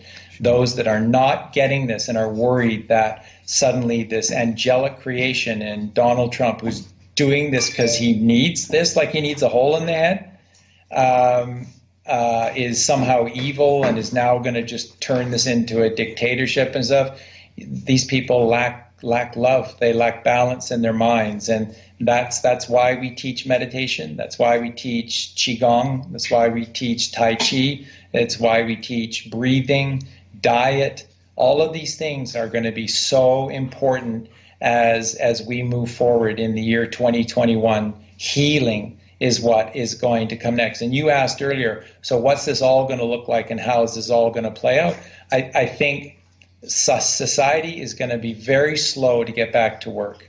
Very slow. I think there's going to be sort of a kind of a feeling like they're getting back to work. Trump's talking positively, getting everybody back to work. But pretty soon it's going to then be the election. And then after that election, after the winter solstice, when the sun is the lowest within us that it can possibly be, then I think there's going to be a time for soul reflection. And that's when these tribunals are going to start. And that's when all of this is going to come out in 2021. And it's then we're going to need Mark Devlin. It's then we're going to need Collywog big time to help all of us to process just how dark and evil everything has been. But all I can tell you is that I don't guess at these things. I know these things, and I know that Donald Trump is aiding John F. Kennedy Jr. avenge his father's plan, and it was his father and his uncle's plan. And freeing the world. Those two kids, giving back liberty to those that have the strength to grasp it.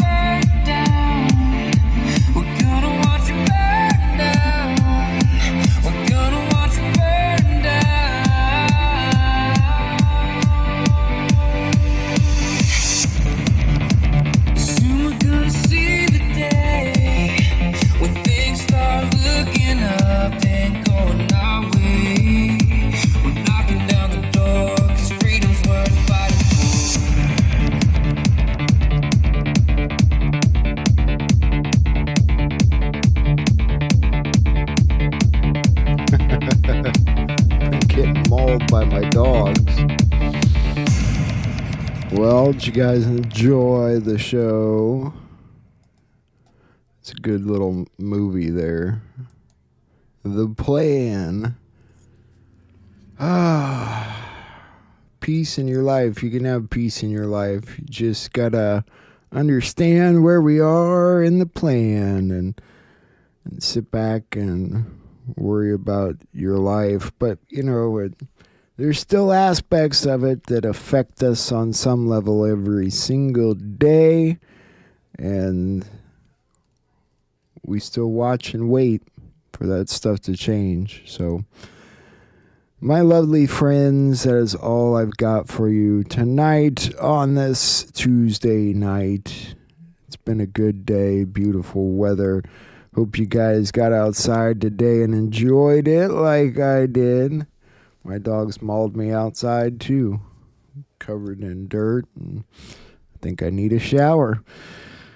But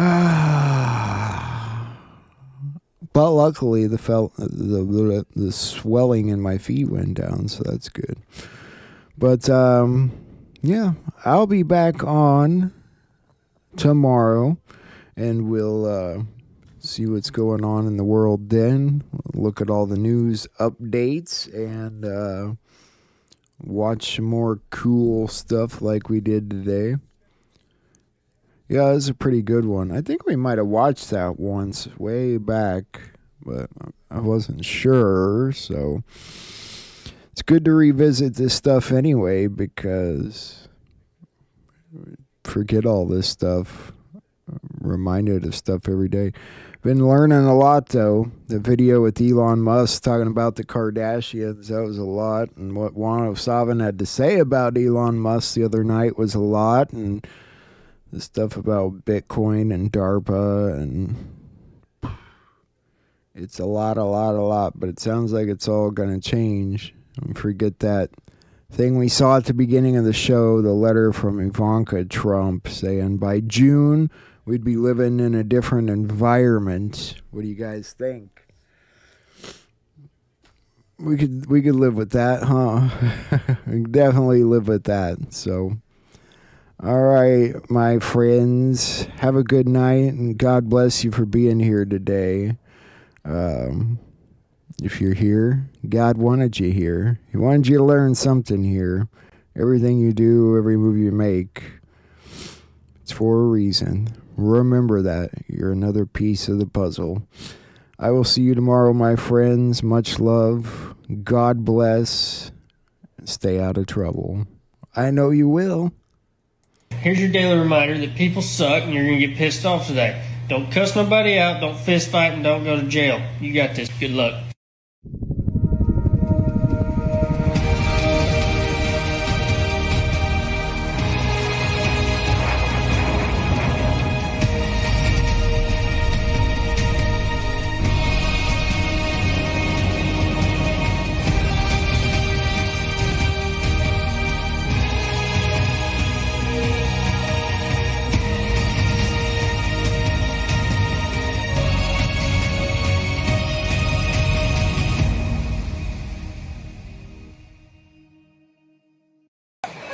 It's a good time to be medicated. Good time, good time.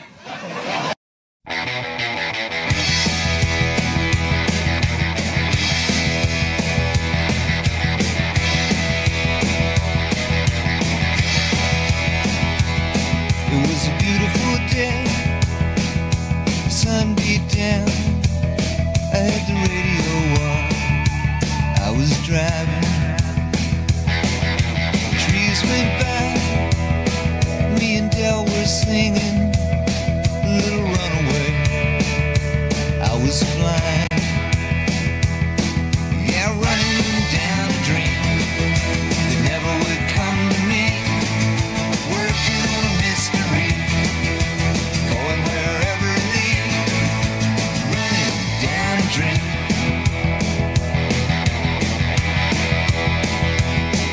I felt so good, like anything was possible. Hit cruise control and rub my eyes. The last 3 days, and the rain was unstoppable. It was always cold, no sunshine. Yeah, running down a dream that never would come to me. Working on a mystery, going wherever it leads. Running down a dream.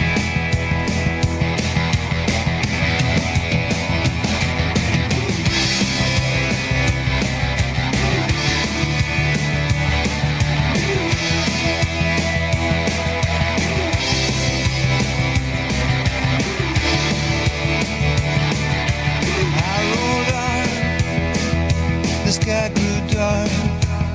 I put the pedal down to make some time.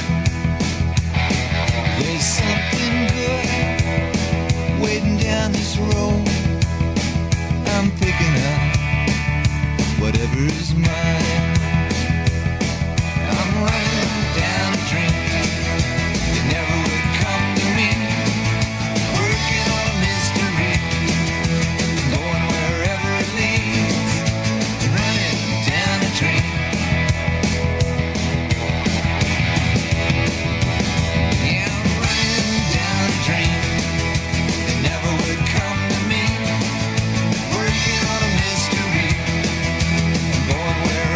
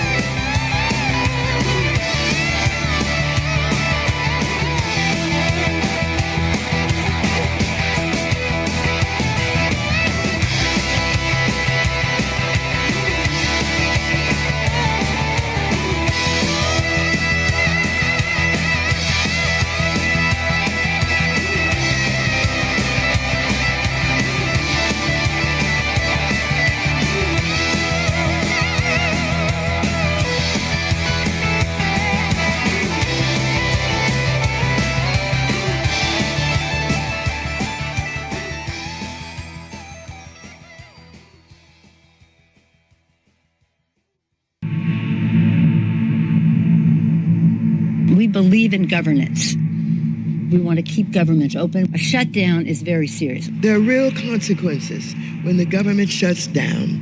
It harms our national security, it harms our economy, and it harms service members, veterans, retirees, and vulnerable communities. We all know a shutdown is unnecessary and completely avoidable. The tragedy here is all the civilian employees. It is the American people who are going to suffer. Border Patrol agents will not be paid. TSA agents will not be paid. Small businesses will be hurt. Not only is it irresponsible and purposely misleading, it is dangerous precedent to be threatening a shutdown. I'm worried about our air controllers, those in the military. We have over almost 40,000 in the military, as well as personnel who work in the military, and they won't have checks. This is real. There are real people's lives at stake. It is not normal to hold 800,000 workers' paychecks hostage. It is not normal to shut down the government when we don't get what we want. Our troops deserve better. Our children deserve better. And the American people deserve better. These chaos agents, they don't have a plan B. They just want to see everything burn. Shutdown is an extremist policy designed to appeal to an extremist base and hold the whole country hostage. So if this shutdown, you know who's going to feel the pain? You know who it hurts? You.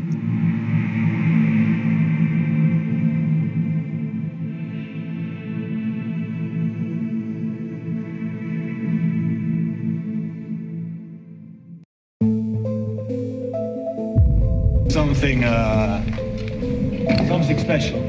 So today is 100 days to go for a new competition that we created together. The FIFA Club World Cup, the best clubs in the world with the best players in the world. So we can show this is a unique trophy. This is the trophy, but it's not finished because it's unlike any other trophy. There is a key. Oh, wow. There is no other sports trophy like that. Oh, that is good. Whoa. Yeah. Oh, you gotta be kidding. Yeah. Wow. Wait.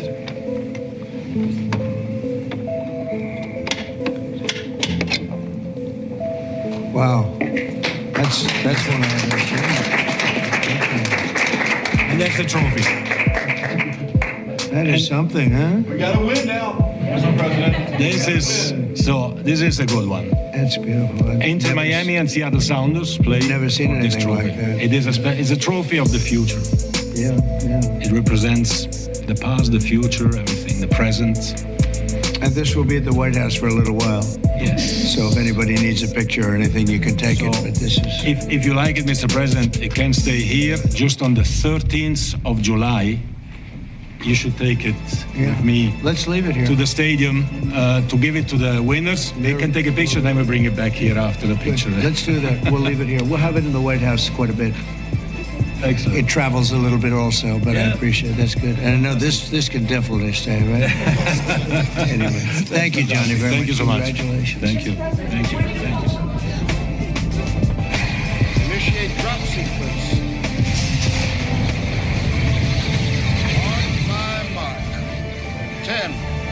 Let's do that. We'll leave it here. We'll have it in the White House quite a bit. Excellent. It travels a little bit also, but I appreciate it. That's good. 5, 4, 3, 2. Display. Never seen anything like that. It's a trophy of the future. Yeah. It represents the past, the future, everything, the present. Let's do that. We'll leave it here. We'll have it in the White House quite a bit. It travels a little bit also, but I appreciate it. That's good.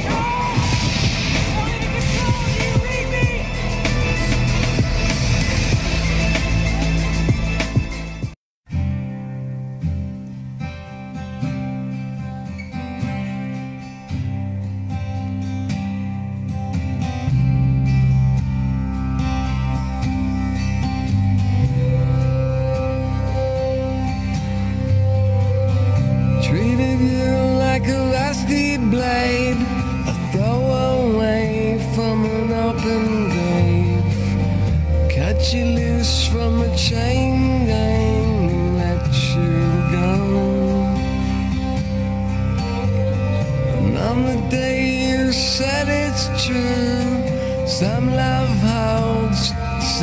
accused. Tried to tell you I never knew it could be so sweet. Who could ever be so cruel? Blame the devil for the things you do.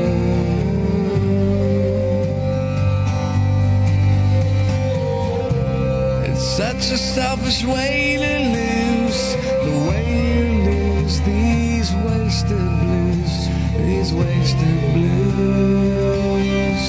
Tell me that it's nobody's fault, nobody's fault but my own. Tell me that it's nobody's fault, nobody's fault but my own. Tell me that it's nobody's fault, nobody's fault but my own. Tell me that it's nobody's fault, nobody's fault but my own. When the moon is a counterfeit, better find the one that fits. Better find the one that lights the way for you. When the road is full of nails, garbage pails and darkened jails, and the tongues are full of heartless tales that drain on you. Who would ever notice you and fade into a shaded room?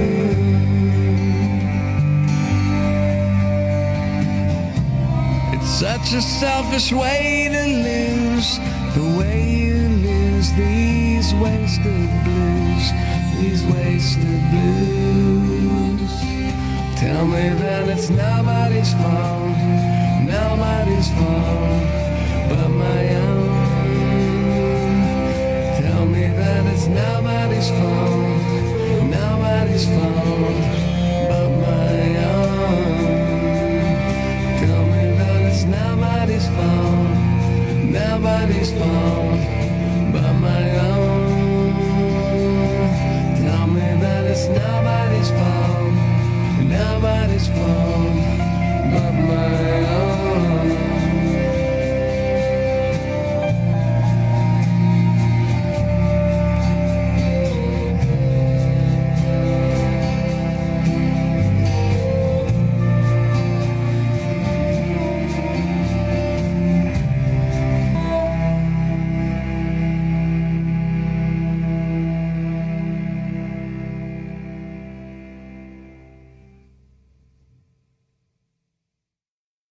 In 160 seconds, you will decide how this story ends. This is a story about us, the indoor generation. A generation that spends 90% of its life indoors. It all started the day we left nature behind. We filled our homes with lovely things and all the stuff we wanted. Our homes became places you would never want to leave. Artificial light replaced daylight, and we built our houses so that nothing could escape. We cooked and showered, breathed and played, slept and sweated. But we had closed ourselves in to a point where nothing could get out.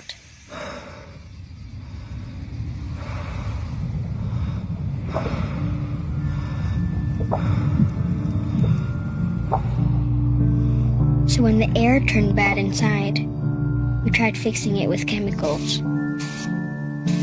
And we put in little artificial suns everywhere to make the darkness bearable. That's when things started to happen. Hard to notice in the beginning.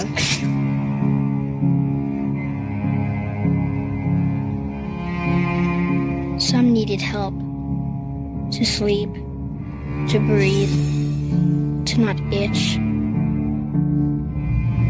Many of us even started to feel sad. So we turned on happy lamps to make the sadness go away. Then, scientists discovered that the air inside our homes is up to 5 times more polluted than the air outside. And that the lack of daylight can affect children's learning and increase blood pressure. It turns out that kids' rooms often have the highest concentration of toxicants in the house. In fact, millions of homes are unhealthy to live in. They discovered that living in damp and moldy homes increases the risk of asthma by 40%. And I learned that millions of people like me suffer from asthma and allergies caused by a bad indoor environment. And so, here we are. How the story ends is up to you, because it's not written yet. If you care about the indoor generation, do something. Begin to think and live differently. Let light and fresh air into your life again. Even small changes can make a huge difference for coming generations. Some people are just born to fight, I think. It's not that they're born brave. It's not that they're born strong. It's just that the universe has decided that this one will have grit and fire and steel in their blood. And it'll be tested, this cosmic metal of theirs. They'll face trial after trial, be broken and damaged in countless ways. But this one was born to fight. Maybe it's not the life they would have chosen. Maybe they'd love to lay down their arms. But they were born to fight. China and Iran are doing military exercises together. Does that concern you? No, not at all. Not at all. Why not? Because we're stronger than all of them. We have more power than all of them. I rebuilt the military. Unfortunately, Biden did nothing with it, but I rebuilt the military. But we don't want to even talk about that. I think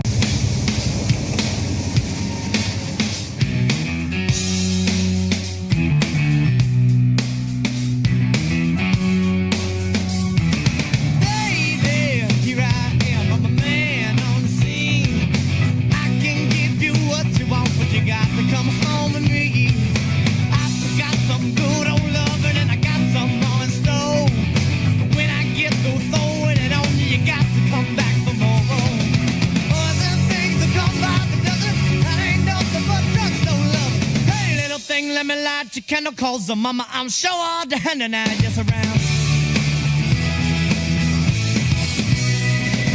Action speaks louder than words, and I'm a man of great experience. I know you got another man, but I can love you better than him. Take my hand, don't be afraid. I'm gonna prove every word I say. I'm advertising love for free, so you can place your ad to me. Once I come along and down by the dozen, I ain't nothing but thing, let me light your candle, cause the mama, I'm sure all the hand and I just around. Yeah, all the hand and I. Oh, baby. Baby, here I am, a man on your scene. I can give you what you want, but you got to come home with me. I forgot some good old loving, and I got some more in store. When I get through throwing on you, you gotta come running back for more.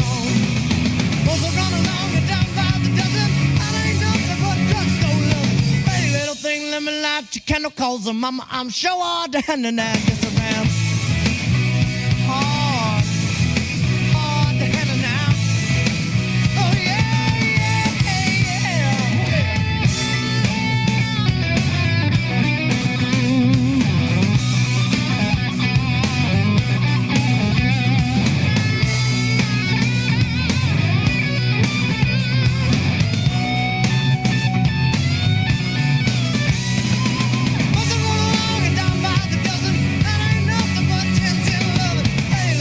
Let me light your candle, cause the mama, I'm sure all the hand and I just around. Yeah, so hard to handle now. Oh yeah, baby, a good love hand, baby.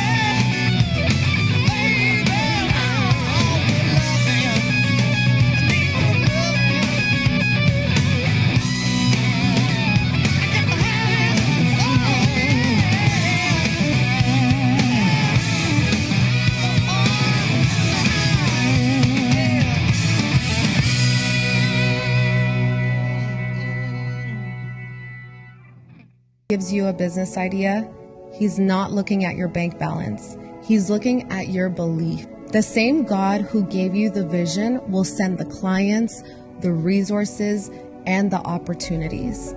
Your job isn't to question how, it's to trust who sent you. Because here's the truth.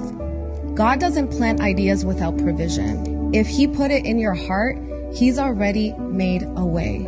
Your job isn't to overthink it, it's to start. And I know starting can feel scary when you don't have all the answers. But faith moves faster than money.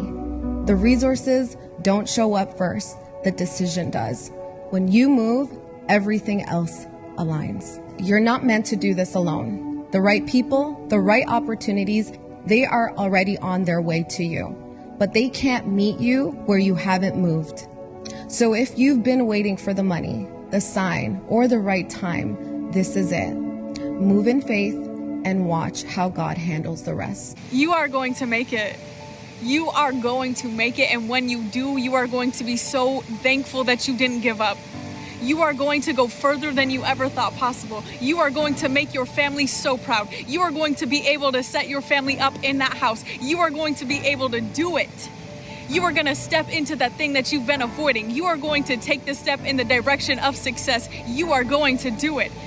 I know sometimes you say, I can't go on any further. I can't do it. But God is saying, you can and you will and you are doing it right now.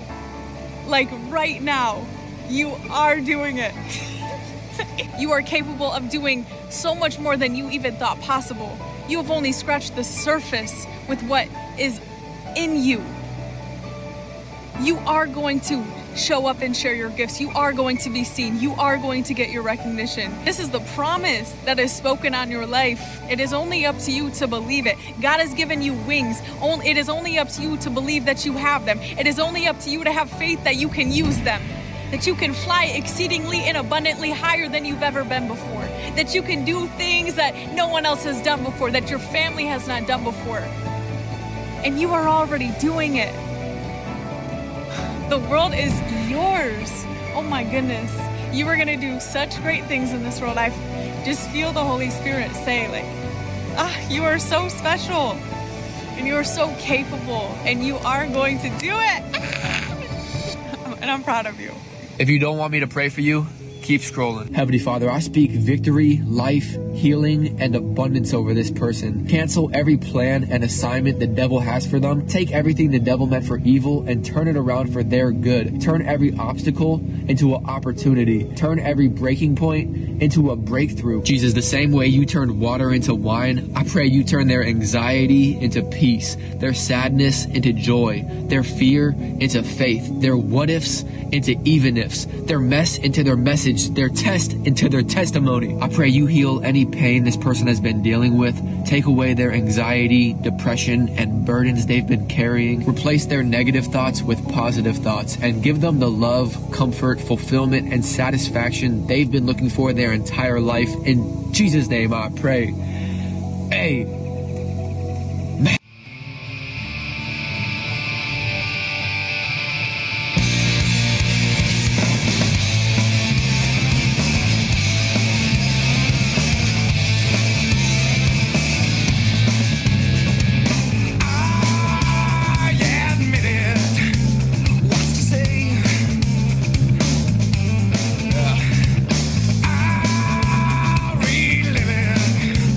Without pain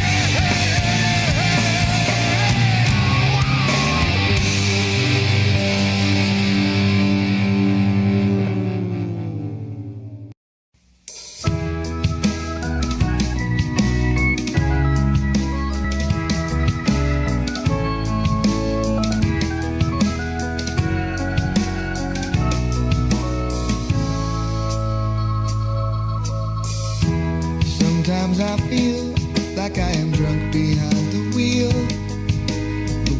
of possibility, however it may roll. Give it a spin, see if you can somehow factor in. You know there's always more than one way to say exactly what you mean to say. Was I out of my head, was I out of my mind? How could I have ever been so blind? I was waiting for an indication, it was hard to find. Don't matter what I say, only what I do. I never mean to do bad things to you. So quiet, but I finally woke up. If you're sad, then it's time you spoke up too.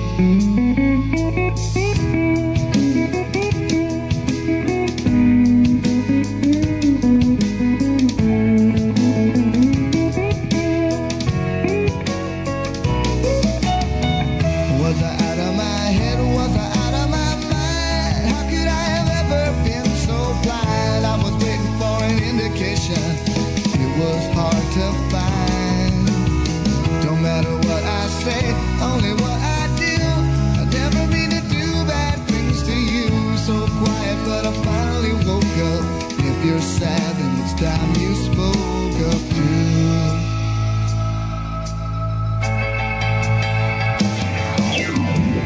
Was I out of my head or was I out of my mind? How could I have ever been so blind? I was waiting for an invitation, it was hard to find. Don't matter what I say, only what I do. I never mean to do bad things to you. So quiet, but I finally woke up. If you're sad, then it's time you spoke up too.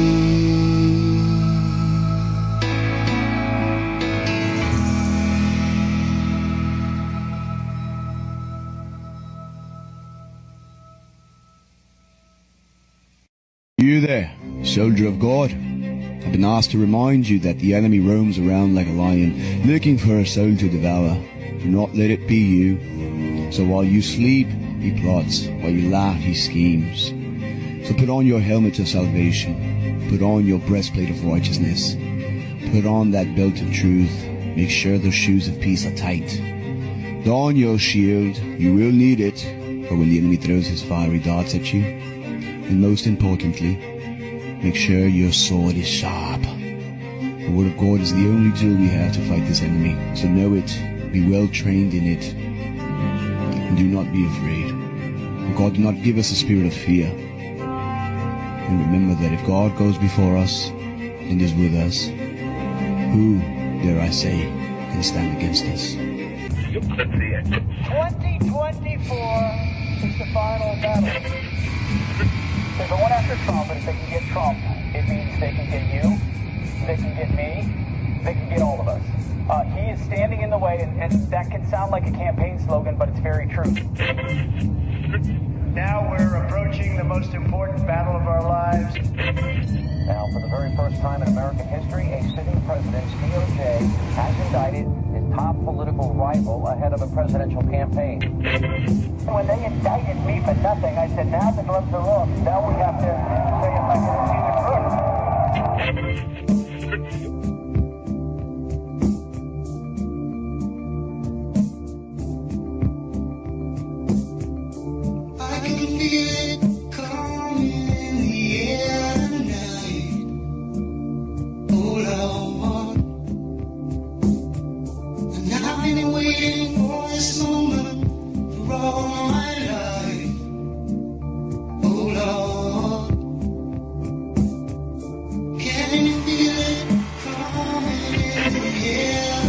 Now we're approaching the most important battle of our lives.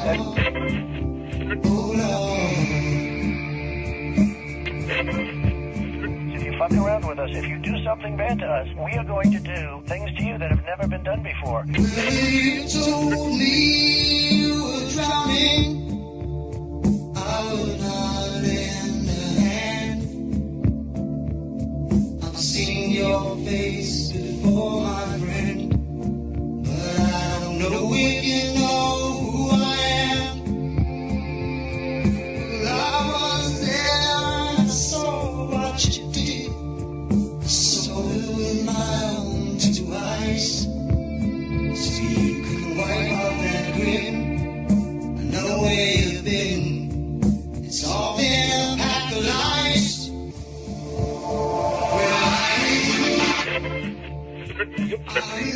have a problem with someone, you have to go after them. And it's not necessarily to teach that person a lesson. It's to teach all of the people that are watching a lesson. The last time we ever met, but I know the reason why you keep me silent. When we get back in the White House, I will totally obliterate the deep state. The hurt doesn't show, but the pain still grows. Some strangers to you and me.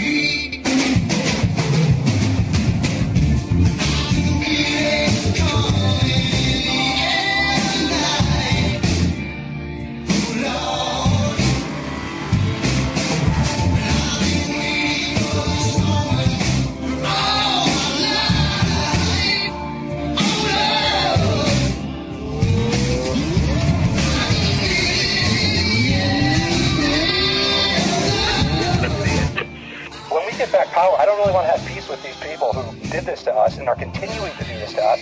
We have to turn the tables on them, give them a dose of their own medicine, and then we can even the playing field, and then we can discuss unity.